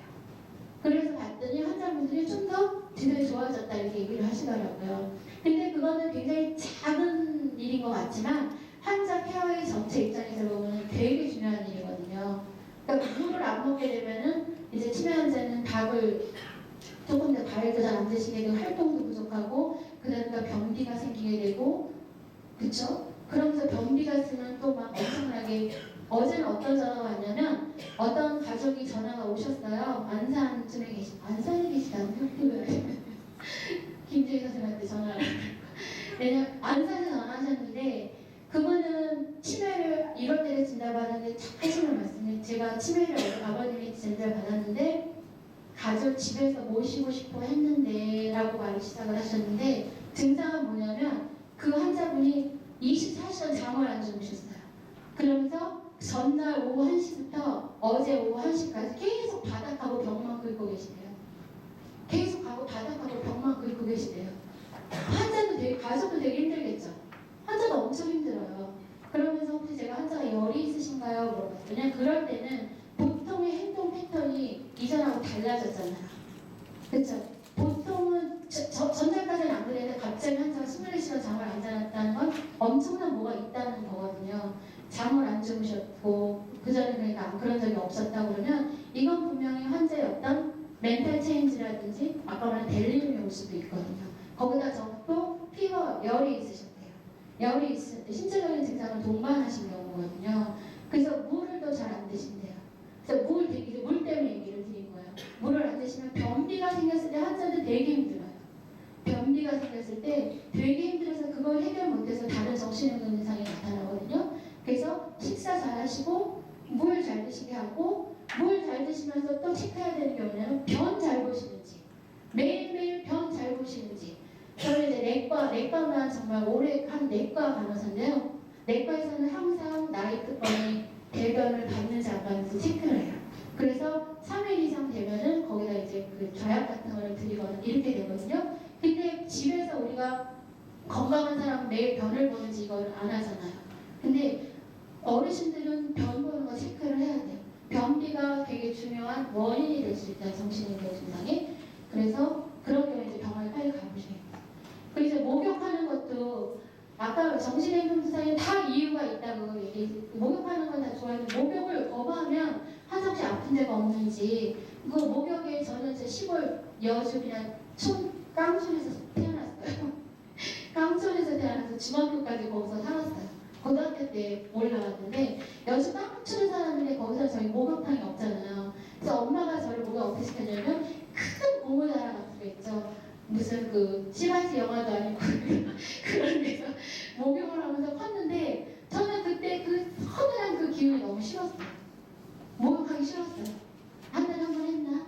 억지로 막 선생님이 그 떼어뜯으면 매일 그려주고 그래서 아주 그게 지저분하게 컸는데 목욕을 분명히 공기도 체크를 한번 해봐야 되고 환자가 몸이 어디 아픈지는 생각해보고 또 만약에 목욕하는 시간이나 이런 것도 체크를 해봐서 목욕하는 것도 목욕 안 해요 이렇게 일방적으로 상하지 말고 환자를 잘 살피고 해야 된다. 그리고 아까 말한 대소변 보기. 대소변 보는 거는 되게 많은 절차가 필요해요. 우선 대소변을 보고 싶다는 걸 내가 인지해야 되죠. 인지해야 되고 보고 싶으면 내가 화장실로 가야 되죠. 화장실로 가서 옷을 내려야 돼서 앉아야 돼서 드디어 볼일을 보게 되는데 변이 마렵다는 걸 인지를 못하실 수도 있어요. 인지를 하실 것 같아요. 표현을 못하실 수도 있어요. 왜 환자 왔다 갔다 하고 이러거든요. 그리고 나서 화장실 못 찾아가니 5가지의 프로세스를 거치는 동안 어떤 데 문제가 없는지 화장실 찾기는 어려운 게 아닌지 화장실 표시해놓고 화장실에 변기 모양만 해놓고 화장실 표시해놨다고 하면 변기를 체험 못해본 어르신들은 그게 뭔지 모르잖아요. 그렇죠? 그러니까 환자가 화장실을 알겠고 애가 오줌 싸는 걸 어디 그림을 그려놓든지 환자가 정말 그 의미를 캐치할 수 있는 그 그림 픽토그래피를 거기다 넣어놔야 돼요. 화장실 가는 거, 또 옷을 벗어야 되잖아요. 근데 옷을 무슨 단추가 껴있다든지 너무 빡빡하다든지 이럴 때는 옷을 못 벗어요. 그러면서 질리거든요. 그래서 옷도 입고 벗고 편한 옷을 입고 있는지 체크를 하셔야 되고 그 다음에 화장실 변기가 화장실이라고 인식할 수 있는지 그러니까 일단 환경에 가면 환경에는 벽도 하얀색 변기도 하얀색이면 구별이 그래서 치매 환자의 변기에 앉는 고기는 색깔을 달리 한다든지 이런 환경적인 어프로치가 가야 되거든요. 그래서 이런 모든 프로세스 뉴스가 하나라도 삐걱했을 때 환자는 이제 대소변을 지리게 되고 그러면서 이제 본인이 그 수치감을 느끼잖아요. 그렇게 되는 거거든요. 그러니까 대소변에 근데 이럴 때는 되게 화나죠. 그렇지만 당황하지 않고 옆으로 치면서 끝 이렇게 하셔야 돼요. 당황하지 않고 이걸 해결을 잘 해주셔야 돼요. 그 다음에 잠자기는 되게 피곤한데 잠은 치매의 한 증상이에요. 수면 장애가 있는 건 뇌의 변화예요. 호르몬의 변화예요. 우리 이제 그 설카리오든 리듬이라고 해서 그게 깨지는 거예요. 뇌하수체에서 나오는 그 호르몬이 균형이 깨져서 환자가 밤에 잠을 못 자는 거예요. 그걸 이해를 하고 밤에 못 자는 사람은 아까 이제 어떤 선생님이 여기 선생님 그러셨나? 환자가 바람, 망상 증상이 있을 때 약을 쓰는 게 좋은가? 약을 안 쓰는 게 좋은가? 선생님 질문하셨던 것 같은데 결론은 그걸 제가 말씀드린 거 환자가 어떤 증상이 있을 때 이게 환자한테 너무 괴롭고 주변을 정말 힘들게 하면 치료를 개입을 해요. 인터벤션 해야 되지만 우리 남편이 날 바람을 폈어. 이렇게 본인만 생각하고 다른 사람한테 해를 안 입히고 본인은 해가 안 되면 그건 놔두는 거예요. 왜냐면 그것 때문에 우리가 특별히 문제가 없잖아요. 그러니까 환자가 어떤 증상을 보였을 때 굳이 문제가 되지 않는 걸 그건 증상이라고 보실 필요가 없다는 거죠. 근데 환자가 잠을 못 잔다. 환자가 잠을 못 자는데 이제 내가 돌봐야 되니까 내가 힘들잖아요. 그럼 환자를 안전한 환경을 해놓고 잠을 잘 시켜 놔두는 거예요. 환자 것 때문에 나가지 않는 한 배나 이런 것도 마무리해놓고 그 다음에 독립적인 생활을 지원할 수 있다. 이것은 환경적이 들어있다고 말씀드릴게요. 여기서 일상생활을 들어요. 그 다음에 이제 안전의 개념이 오죠. 안전은 물론 사고가 엄청 많아지면 이게 계단의 높이도 저희는 계단을 그냥 이렇게 내려가잖아요. 그 여배우들은 시상식 할 때 드레스 입고 왜 안 밟히는지 모르겠어요. 이렇게 내려가면 우리가 의식적으로 이 정도 내려가면 다음 계단이겠다는 계산을 우리는 인식하고 있는 건데 치매는 이 감이 없는 거예요. 감이. 그래서 계단에서 미끄러지시는 거예요. 그 정도로 판단과 기억력이 굉장히 저하돼서 판단력이니까 불을 언제 꺼야 되는지 모르니까 또 이렇게 불을 그냥 하염없이 켜놨다가 켜시게 되고 그래서 어떤 상담자가 왔었냐면 그 어머니가 치매인데 자꾸 불을 켜놓으신대요. 방법이 없는. 그럴 때는 뭐가 있을까요? 가스 밸브. 저는 그거 되게 잘 쓰거든요. 딱 세팅을 해놓으면요. 그 시간에 막 찌지직 하고 떨어져요. 그러니까 그런 어떤 그 테크닉한 쪽으로 이건 커버할 수 있는 면도 있으니까 사고는 그렇다. 그리고 노인이시기 때문에 특히 사고는 낙상 이런 거죠. 낙상. 노인분들은 미끄러져서 낙상이 되면은 2차적으로 일단 폐렴이 오게 되고 왜냐면 고관절 힙프랙처를 최소 3개월 이상 빼드리는 있어야 되고 빼드리는 3개월 있으면 언샤는 낫고 욕창이라든지 리비고니아 이런 게 생기기 때문에 사고의 합병증이 있다. 자, 안전을 챙기면 일단 여기서 집안의 환경에 대해서 좀 물어보세요. 그러니까 치매가 걸리면 요새 그 범죄 예방을 하는 범죄 예방 환경 이런 거 건축에서 개념을 얘기하더라고요. 그거 혹시 세 글자 뭔지 아세요? 제가 까먹었어요. 건축에서 범죄를 예방하기 위해서 하는 건축학적인 그 디자인 이런 개념인 것 같더라고요. 모르시죠? 다행이다. 다 모르셔서 아무튼 그런 게 있대요. 그러면 치매를 진단받을 때 교육도 중요한데 치매 환자의 그 돈이 있으신 좀 여유가 있으신 분들은 이제 앞으로는 보건소에서 그런 지원을 할 수도 있습니다. 환경을 좀 개선시켜줘야 되는 게 필요가 있어요. 환경, 집안의 환경. 근데 우리는 아직 거기까지 생각을 못 하잖아요. 환경이 약간 벽지라든지 바닥이라든지 변기라든지 이런 거를 좀 이렇게 안전하게 혼자 독립적으로 생각할 수 있는 환경이 들어 우리나라까지 아직 그렇게 못하기 때문에 최소한 이 집안에서 안전을 하기 위해서 이 정도는 갖춰야 되겠다는 걸 여기서 얘기를 하는 건데 안전을 챙겨야 된다.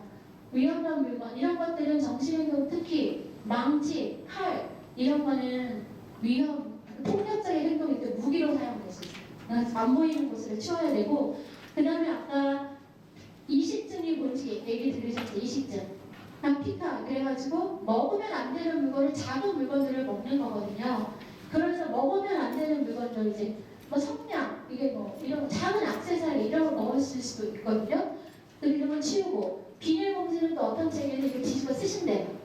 비닐봉지 뒤집어 써가지고 질식의 위험이 있어서 비닐봉지 이런 것도 치우라고 얘기를 하더라고요.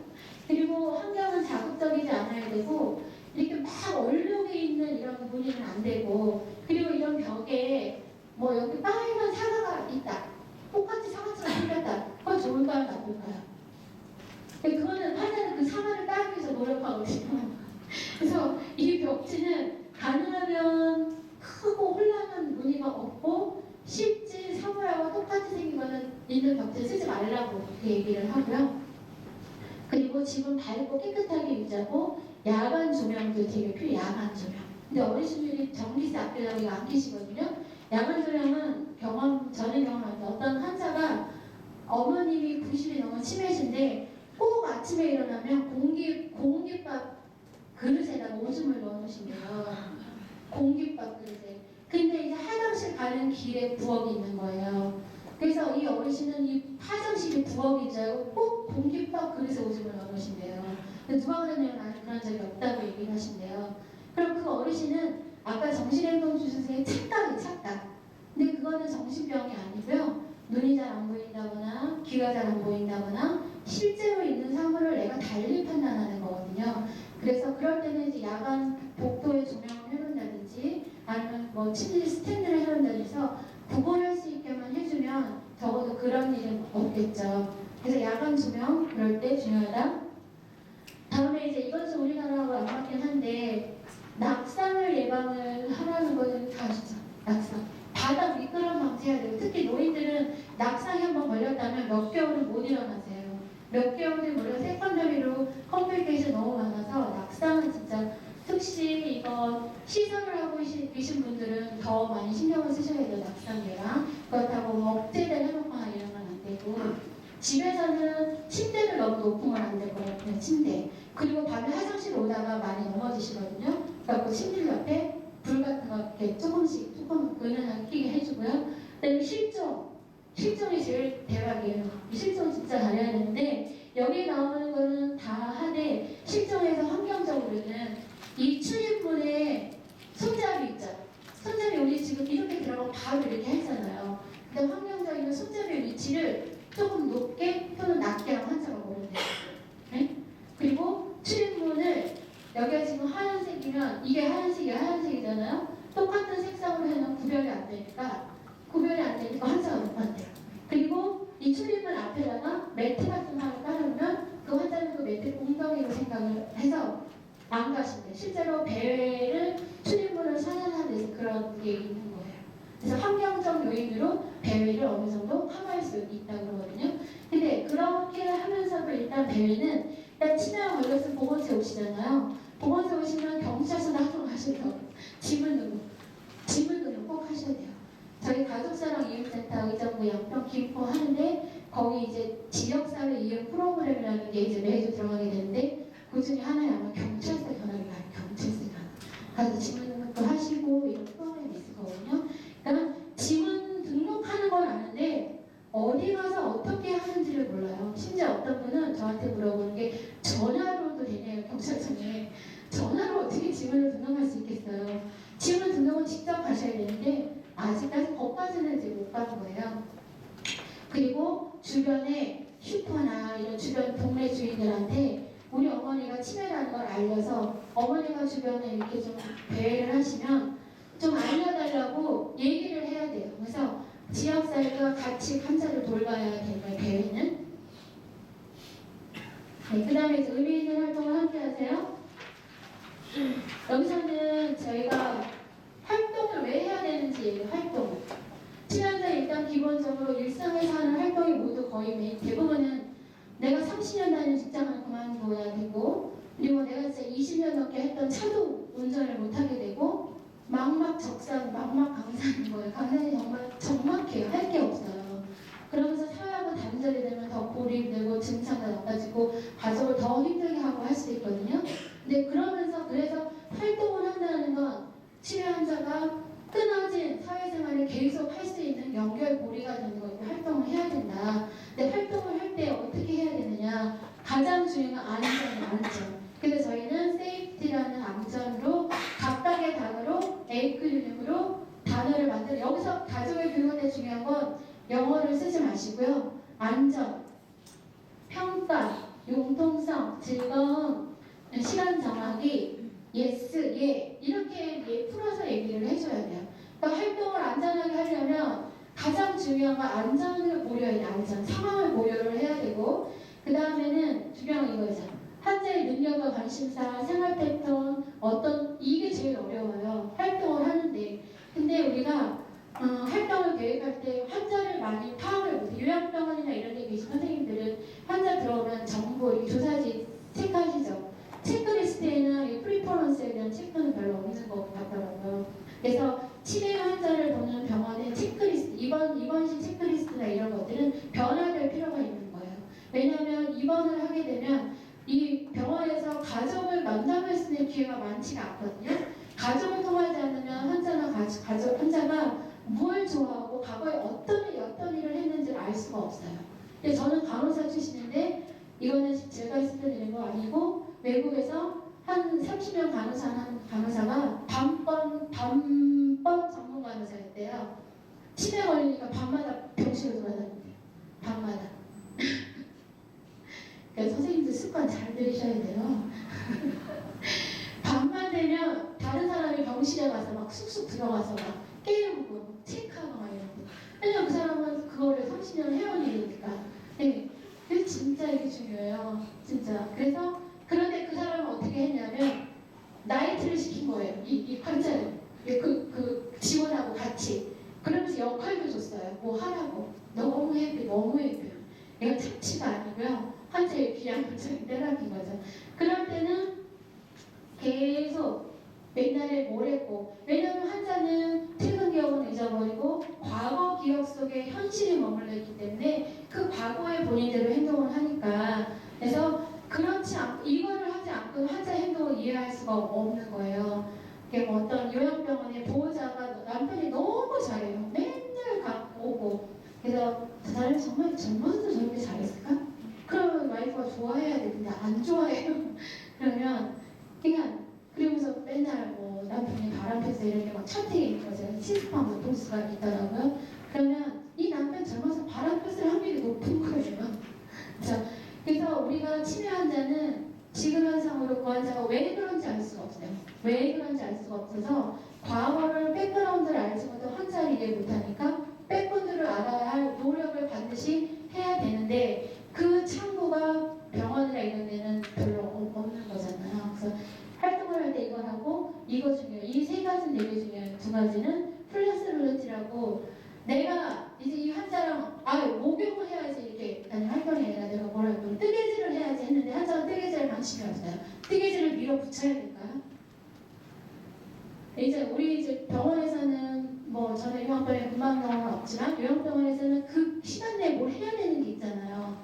그럼 밀어붙이잖아요. 그거는 굉장히 케어에 안 좋아서 요양병원에서 있는 관리자, 원장님 이런 분들은 그걸 좀 감안하셔서 그 일을 못했을 때 너무 나무라지 마셔야 됩니다. 융통성 있게 그래서 환자가 좋아하는 걸로 해야 되고 항상 여유 있게 생각해야 되고 어떤 뜨개질을 해서 어떤 걸 완성하는 데 목표가 있는 게 아니라 그 과정을 즐기는 데 목표가 있다. 그래서 즐기는 거. 그리고 시간을 적절히 선택해야 되는데 저는 일요일날 아침을 안 먹어요. 근데 제가 만약에 병원에 입원했는데 7시에 일어나서 밥 먹으라고 그러면 내가 식판에 집어 던질까요? 네.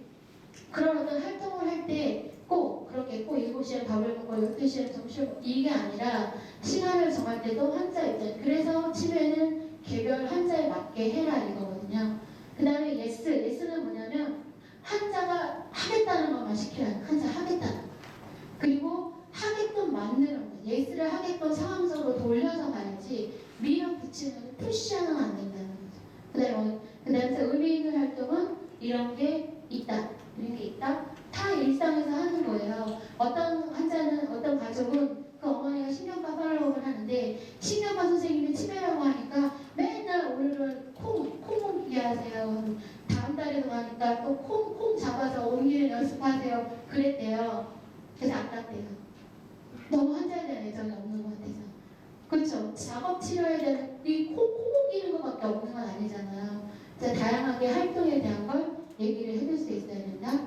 그 다음에 이거는 동비 대풀에서 대풀을 좀 제가 그 생각은 아니지만 귀머거리처럼 행동하지 말아라.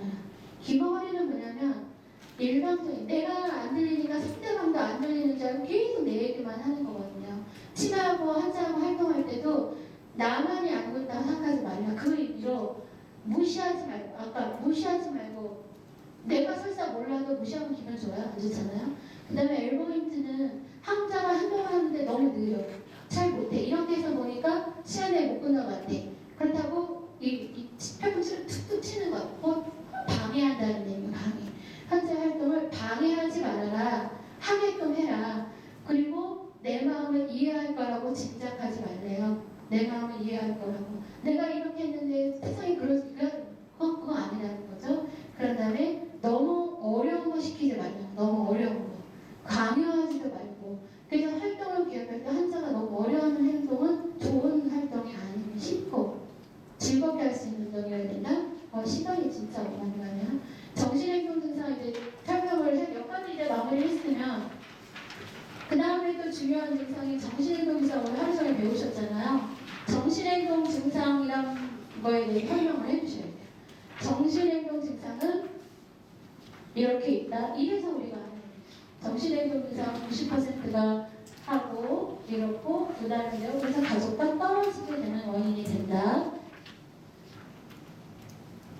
그래서 정신행동 증상 아까 종류 다 아셨죠? 그러면 가족을 교육할 때 망상, 환각, 우울 이 단어를 알게 해야 돼요? 환자가 꼭 망상을 알아야 돼요? 몰라도 돼요. 몰라도 되고 환자가 돌보고 있는 가족이 어떤 증상이 있는지를 물어보세요. 아유 그러면 그냥 이랬어요. 아 그러면 그런 증상은 환자만 있는 증상이 아니에요. 그런 거 말고 이런 것도 있어요 하고 여기 나오는 이 증상들을 대신 얘기를 해주시고 망상이라는 거 먼저 보면 가족의 입장에서 아 이거 내가 외워야 되나? 이렇게 되거든요. 이름부터 가지 말라. 그 다음에 초조 한번 이 시점에서 물어볼까요? 저기 용인시 치매 예방관리센터에 있었던 저기 저 남자 선생님 오황철 선생님이신가요? 그 옆에 계신 선생님 치매 증상 중에 초조는 뭔가요? 남자친구인데 여자친구가 전화 안 받아서 초조해요? 뭔가요?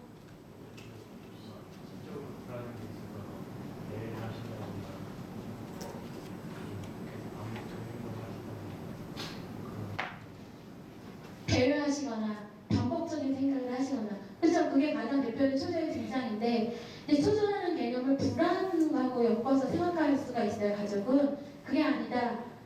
아까 얘기한 초조는 욕구가 있어요. 있는데 욕구도 분명하지 않고 의도를 우리가 파악할 수 없는 많은 행동을 몸뚱그려서 하는 용어가 초조라고 얘기를 해주시고요. 네, 수면장 얘기해 주시면 돼요. 시간이 많으시면 더 빨리 가야 될 것 같아요. 지금 그래서 여기서는 접근을 중요한 이거 되게 생각을 여기서 이게 되게 포인트 같아요. 어떻게 접근해야 돼? 원인이 있다는 거를 우리는 잘 몰랐어요. 근데 정신행동 증상은 원인이 있다. 원인이 있는데 그 중에서 이 5개 박스안에 있는 건 알아두셔야 돼요. 그래서 신체적인 건강 상태가 되게 중요해요. 그 중에서도 가장 정신행동 증상을 일으키는 증상은 통증이에요.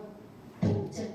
그래서 어떤 연구에는 치매 환자가 진통제를 먹는 확률 비율과 일반인이 진통제를 먹는 비율을 조사를 했더니 이 치매 환자가 진통제를 먹는 비율이 일반인에 비해서 많이 떨어져 있다는 거예요. 그렇다고 치매 환자라고 아프지 않겠어요? 진통제에 대한 욕구를 설명을 못하는 거죠. 그리고 아프니까 행동으로 나타나고 그게 정신행동 증상의 원인이 되는 거거든요. 그래서 아픈 거, 통증이 가장 크고 그 다음에 이제 염증이나 질병 특히 이게 더 중요한 이유는 치매 환자는 나이가 많으시죠. 대부분 고혈압, 당뇨를 깔고 있을 확률이 높아요. 대부분 고혈압, 당뇨를 깔고 있을 확률이 높은데 그게 이제 관리가 잘 안 돼서 악화됐을 때 이 신체적인 질병 상태가 심해지는 거거든요. 근데 그거를 잘 관찰을 못하면 이게 치매 증상이 건강이랑 비슷하게 되는 거라 놓쳐요. 그래서 건강 체크 지금 내일 나게 해주셔야 됩니다.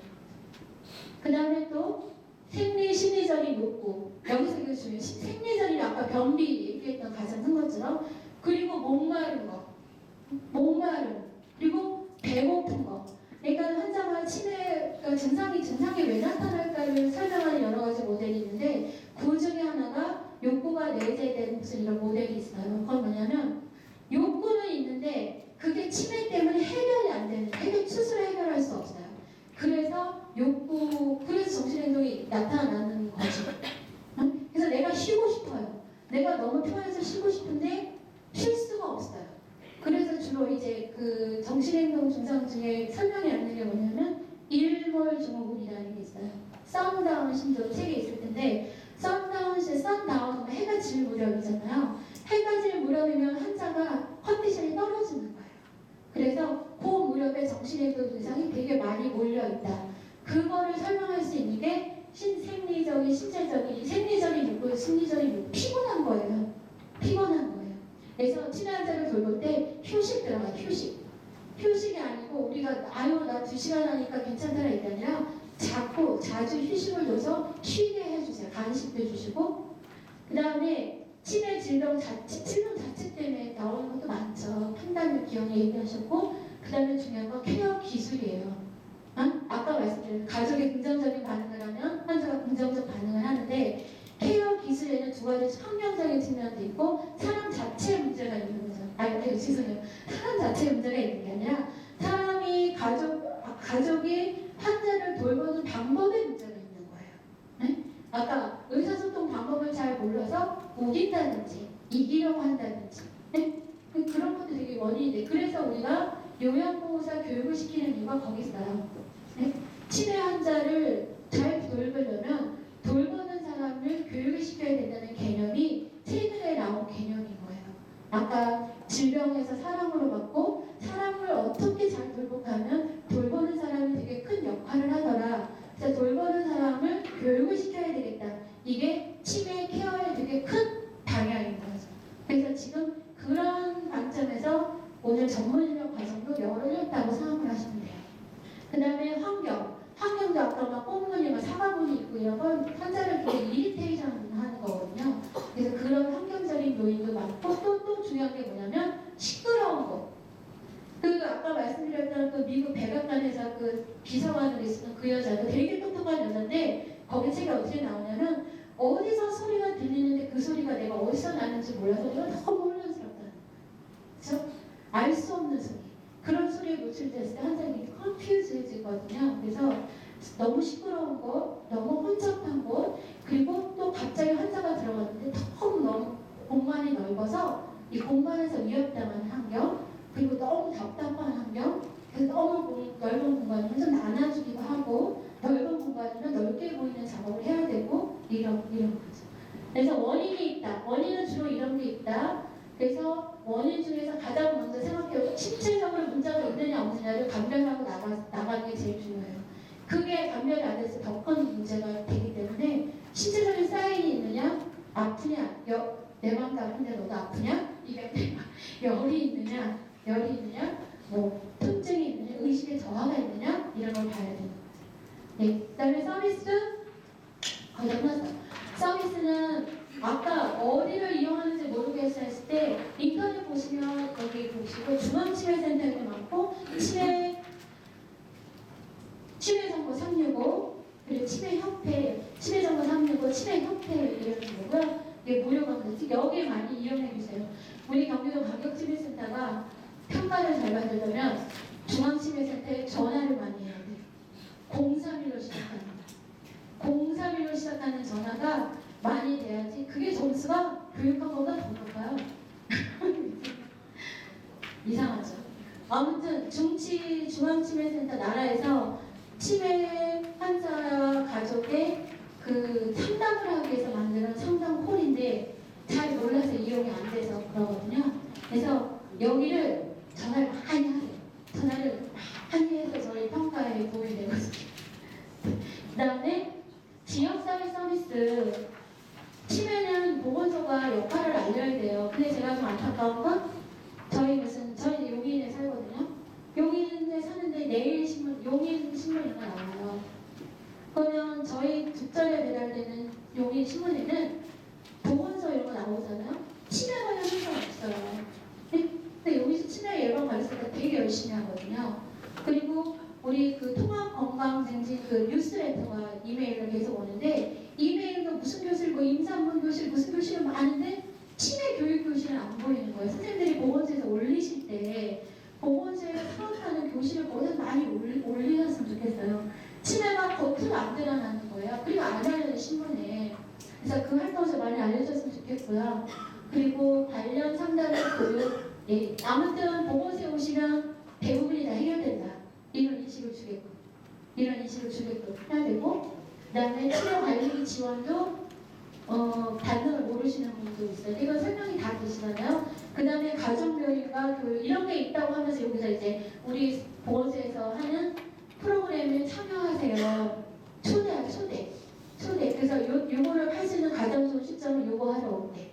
그래서 요거 하러 올 때 요거 같이 하시라고 저희가 보건소에 뭘 드릴 거냐면 치매 진단 후 이 교육 프로그램을 PPT를 물론 다 보내드릴 거지만 1대1로 교육할 수 있는 스탠드가 딱 꼿꼿이 서 있을 수 있는 그 달력 A3 사이즈 교육자료를 드릴 거예요. 그래서 그 용도는 농촌에서는 PPT를 띄울 수가 없어요. 농촌을 위한 거, 그리고 보건소에다가 재량이 3개 정도 가질 것 같은데 보건소당 3개를 받는 방문 선생님도 하나 드리고, 그리고 치매 담당 선생님도 계시면서 치매 관리비 그 설명하시잖아요. 하시면서 이런 교육도 좀 해주시고 그렇게 해주셨으면 좋겠다는 용도죠. 그 다음에 국민건강보험 노인장기요양보험 생각보다 이용 안 하시는 분 되게 많아요. 저희가 작년에 가족지주 프로그램 할 때 설문지를 분석을 했는데 장기요양 등급을 이용하시는 분들이 50%가 안 되셨던 것 같아요. 그리고 특히 여기서 설명이 드려야 될 게 뭐냐면 치매 5등급은 지금 이용률이 되게 낮아요. 그래서 5만 명인가 뭔가를 예상했는데 그거에는 택법수 부족하다고 얘기를 하시거든요. 그래서 장기요양보험을 드시면 여기서 이제 그 어차피 동사무소를 다 해주시잖아요. 그래서 전화해서도 다 이렇게 오더라고요. 그 건강보험에 전화하면 집으로 패키지 보내주던데요. 그렇게 해서 요양급 이용하게끔 하시는 거죠. 네. 그 다음에 입소 시기는 심지어 여기서는 요양원, 요양병원의 차이를 모르시는 분들 많아요. 여기서 관심이 많으세요. 요양원은 의사가 없는데 요양병원은 의사가 있는데, 그 요양병원은 국민건강보험공단의 보험료나 장기요양 등급이 적용되지 않는 곳. 근데 요양원도 장기요양 등급을 받으면 사용하실 수 있는 분도 있고 사용하지 못하시는 분도 있어요. 그러니까 지금 요양원은 5등급은 요양원은 아니고 5등급은 중앙보호센터, 재가센터 이쪽에서 이용을 하실 수가 있죠. 그리고 시기를 이용할 수 있는 거는 되게 생각보다 이거 되게 본인이 힘들어하시는 가족들이 죄책감을 많이 받으시는데, 죄책감은 아니고 입소 시기는 일단 가족이 어떻게 할 수 없을 때는 어떤 할아버지는 할머니를 유일하게 보시는 할머니를 때려서 뇌출혈이 생겨서 할머니가 입원을 하셔서 돌보실 분이 없어 들어오셨어요. 그럴 땐 어떻게 들어와야죠. 그리고 정신행동이 너무 심해서 가족이 얘기할 수 없을 때 잠깐 들어와서 컨트롤하고 나가셔서 다시 집을 생활하실 수 있으니까요. 그다음에 건강을 돌보세요. 건강은 기본적으로 이런 걸 설명을 해주시고 여기서 이게 좀 표시. 내가 쉬는 게 꼭 죄악인 것 같은 느낌이 들어요. 저희 엄마 반어를 많이 하진 않았지만 괜히 내가 이렇게 쉬어도 되나 이런 죄의식을 느낄 수밖에 없거든요. 그럴 때는 다음에 더 나은 케어를 위한 투자, 쉬는 거라고 얘기를 하시고, 더 중요한 건 가족끼리 꼭 대화를 해야 되는데 이렇게 하면은 되게 가족이 힘들어하는 가족이 제가 이렇게 좀 살아보니까 온 가족이 화목하게 사는 가족이 생각보다 많지 않더라고요. 가족 중에 한 명은 꼭 문제가 있어요. 가족 중에 한 명은 꼭 문제가 있어서 그 사람 때문에 단합이 안 되는 사람이 많은데, 그런 가족에다 내놓고 다른 가족과 대화하고 진단하라고 하면은 좀 나는 해당이 안 되나 이렇게 생각을 하실 수도 있잖아요. 그건 그런 대로 있어갖고 내가 같이 말이 맞는, 의사가 맞는 가족하고 이 집을 좀 나눠라. 그래서 본인이 그게 힘들면 지역사회에도 이런 서비스가 많이 있으니까